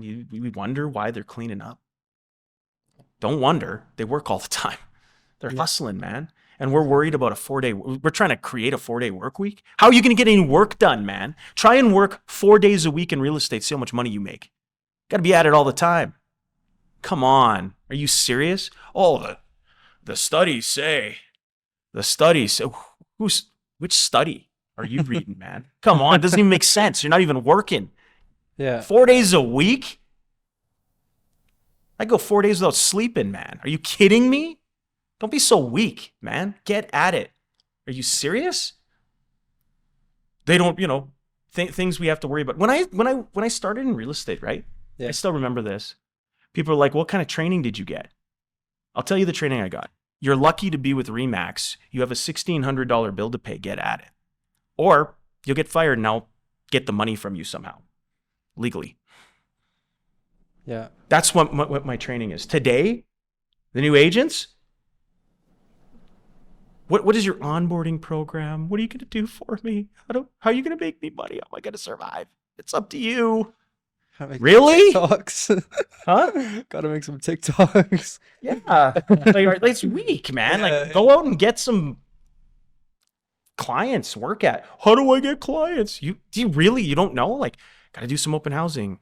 You've got to, sure, do a real estate post, but maybe build a lead funnel to get some leads, or ask, mentor, door knock, go visit people that might, that are in your menu that might want to buy and sell stuff. I don't want to do that. What do you mean? I don't want to visit people. You don't want to talk to people? Why are you in real estate? I don't get it. Yeah. But you find out they want to be in real estate because they want to drive like a Beamer or a Tessie, and they want to wear really nice clothes, and they want to go for liquid lunches. That's why you want to be in. That's not what real estate is, man. Okay? Quit being so fucking weak, man. Get at it. Get to work, dude. Seriously. But that's, so when you're talking, I have a very strong opinion of it. I'm just like, what are we perpetuating this weak shit for? You know what I mean? Quit being weak, man. Like, are you serious? But these are the people that are going to look after my old ass when I'm retired. Really? I'm going to be in big trouble, man. That's why, like, I'm not stopping nothing. No one's going to look after me, man. They're going to let me die. I'd be choking in the corner as an old man. Some Gen Z's not going to help me. That's And what be I'm like, thinking. that old man's going to die. I ain't getting puke on. I shit you not. That's exactly what I'm thinking. Every day I'm like, okay, how is our society right now going to provide for my parents? They're not. Absolutely. They're not. You're going to have to. Exactly. But that's what, and you will, because you're kicking ass and taking names. And don't give up that. And you'll be happy in doing it. It's like people go like, what's your retirement plan? And I'm like, you know what? I'm just going to hustle and figure out ways to make money. And I'll be a happy old man. I don't know. Yeah. I'll be okay. Oh, for sure. Yeah. I don't really think I'm going to be sitting lounging around playing golf and not do it. I don't think so. I think I'll be like looking at deals, or I'll be an old man selling real estate. Oh, you don't have any money? No, because I want to be happy and I want to be productive. And my dad, born in 1947, still works full time at Leon's, is not retired. He's 77 years old. 77, guys. Should have retired, 12 years ago? Yeah. Minimum 12 years ago. There's friends of his that retired working for the city at 55, man. Unreal. You know what I'm saying? Yeah. And my dad is the happiest guy you've ever met. Hustling, working, Yeah. no excuse, happy. Yeah. God puts money in his pocket every day. He's happy, but he's hustling. That's hustle is where the happiness is. I believe that. Yeah. Nothing wrong with that. Yeah. You'll be happy if you hustle, man. Keep But your it's- mind occupied. Oh, for So sure. what do I think of it? Garbage. We even teach it in our schools, man. You should see this stuff. Wait till you have kids, man. You see this stuff. I go to my kids' school, and the parents are bitching and complaining about the administration staff all the time. The administration staff's keeping You don't the have to kids tell me. safe. My mom and my sister are both teachers. Bitching Yeah. and complaining I see it all hard the on time. these people, and I go, why don't you leave them alone? They're just keeping your kids safe. Yeah. They said something that hurt little Johnny's feelings. Well, that's going to happen sometimes. Like when that used to happen when I was a kid, Dad would say, well, what'd you do to the teacher to do that? Like, I'm not very happy with you, man. Watch your P's and Q's. Now it's like, oh, now the teacher's getting brought in front of the board because they told little Tommy to tie his shoes because she didn't want little Tommy to knock his teeth out by having loose laces. You can't talk to my kid like that. So then the poor teacher doesn't want to lose their job. So they don't want to say as much. Just think about what we're doing. We're creating weak people, entitled kids that are not thankful, get whatever they want, get all the technology, and they're wearing the Nikes, man. You know, they're wearing the Air Jordan. They didn't do anything to deserve them, just wearing them. Lululemons, and they didn't do anything to deserve that. They start there. How can they be? These kids are miserable because they started at the top. Remember Drake started at the bottom. Now I'm here. That was me, man. Yeah. Not these kids. These kids get everything, and they're miserable. You give them everything, they're miserable. Figure that one out because they haven't earned it. Got to earn it, man. You want to be happy? You got to earn it. Drive a Tesla, drive a Maybach for all I care, but earn it. Then be happy in it. Absolutely, you're absolutely right. If you had a magic wand, maybe what we were talking about kind of relates to this, but what's one issue that you would fix that the world is currently facing? Yeah, victimhood. I hate victimhood. Everyone's a victim. Everyone's a victim. And it's just like so. If you can't be a winner, which is hard, be a victim. It's easy. Then you get a crowd around you that's all sympathetic to your little bullshit pussy ass cause. Yeah. How's that going to sound on a podcast? Not very good, right? But be a victim. You get a crowd, man. You can get a crowd in 10 minutes. Be a victim, man. Yeah, and right? they make it incredibly easy for you as well. For example, I was talking about how I got diagnosed with all these different things, right? Mm-hmm. ADHD and anxiety and a whole bunch of other bullshit. All of a sudden, they're like, you know what, Blake? We know it's incredibly hard for you to pay attention in class. I'm like, I haven't had a problem before. You can see what I've done. They're like, yeah, you need to go into this one room when you take your tests. It's a quiet room. All of a sudden, I started studying less. Yeah. I started doing less work. Grades are still decent, but started slipping slightly. Mm-hmm. You know, if I hadn't had that, they wouldn't have allowed me to become a victim. But I feel like it almost, as you said, it perpetuates itself because they want you to become a victim. It's very easy to control people who have no inner belief in themselves. Hey, I mean, listen, people are going to listen to this podcast, and people that are into victimhood are really going to dislike it. They're going to think, definitely rough. We are crazy. Yeah. But again, I would also suffice to say that those people are not wealthy, nor will they be. Everybody should want to be wealthy. Why should you want to be wealthy? Because you can change things when you're wealthy. When you have no money, you cannot affect change at all. If you're wealthy, you can give your money away. You can affect a lot of change. You got no money, like your life sucks, man. You got no choice, right? Mm-hmm. You can't get anywhere or do anything. For sure. So back to victimhood, we're building this also goes with this. We're building societies around the lowest common denominator in North America instead of like the winners. Okay? Yeah. It's craziness, man. It is what's happening in our city is craziness. The amount of money that we're spending on, what you're seeing out there, encampments and things like this. You could send everybody who wants to go to university for free and make what kind of change would that be? Yeah. If we could send everybody for free to university that wanted to go, instead of like trying to solve homelessness. You'll never solve homelessness. There's the answer. You'll never, ever solve homelessness. It cannot be solved because the minds that create it don't want it to be solved. It's impossible. You cannot. There'll always be homelessness. Yeah. I swear to God, watch. You can never solve it. It's always been there. There's always been a faction of the population that's been there. And I feel bad for them, frankly. But our solutions are just ridiculous. They're not affecting any change. You up for a round of rapid fire questions before we go? Yeah, go. One word answers. First and foremost, what is the biggest purchase or trophy you've made from selling real estate? Oof. Piece of land that I bought, I guess. Yeah, the piece of land that I bought. Is that a trophy? In 2000. It's a trophy to me. We want to hear about the cars, the cool shit. What the house is. Well, if you came out to my land, I think you'd go, this is pretty fucking cool. Fair enough. That's hard to describe, but I mean, yeah. I have a muscle car that I always wanted when I was a kid, when definitely we weren't in any financial position to even dream of that. And I made that happen in 2020. I was pretty proud of that, I guess. That was cool. So awesome. That. Yeah. Nice. Right. Elon Musk or Steve Jobs? Elon all day, yeah. Yeah. Okay. Why?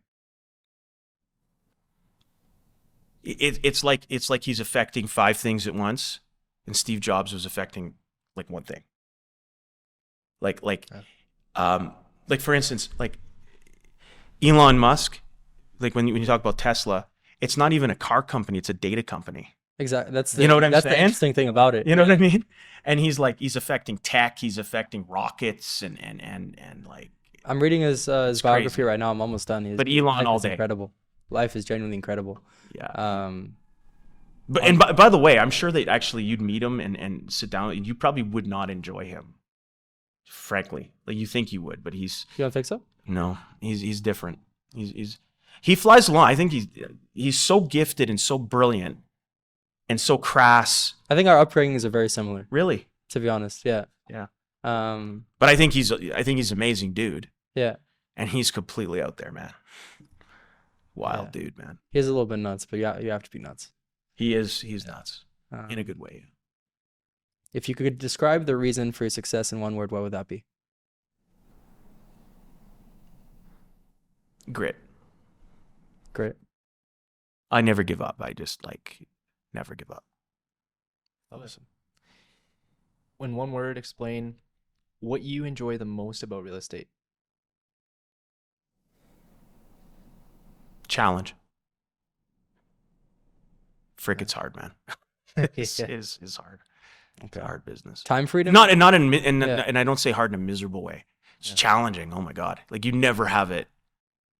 Never Oh know. man. Well, there's like if okay, you get the client, but like that's cool. But then are you going to get the next one? Because there's like a million other people that are really good. And there's always somebody coming for your lunch. There's always somebody trying to knock you off your pedestal, or somebody's trying to steal one of your team members. There's so many challenges, right? It's so challenging, and that's what makes it fun and not boring. Fair enough. Time freedom or financial freedom? Well, they're mixed in at time, because time's that's the most expensive commodity we got. So time, yeah, time for sure. Because if you're rich and you die tomorrow, it doesn't matter. You need time to enjoy the fruits of your labor.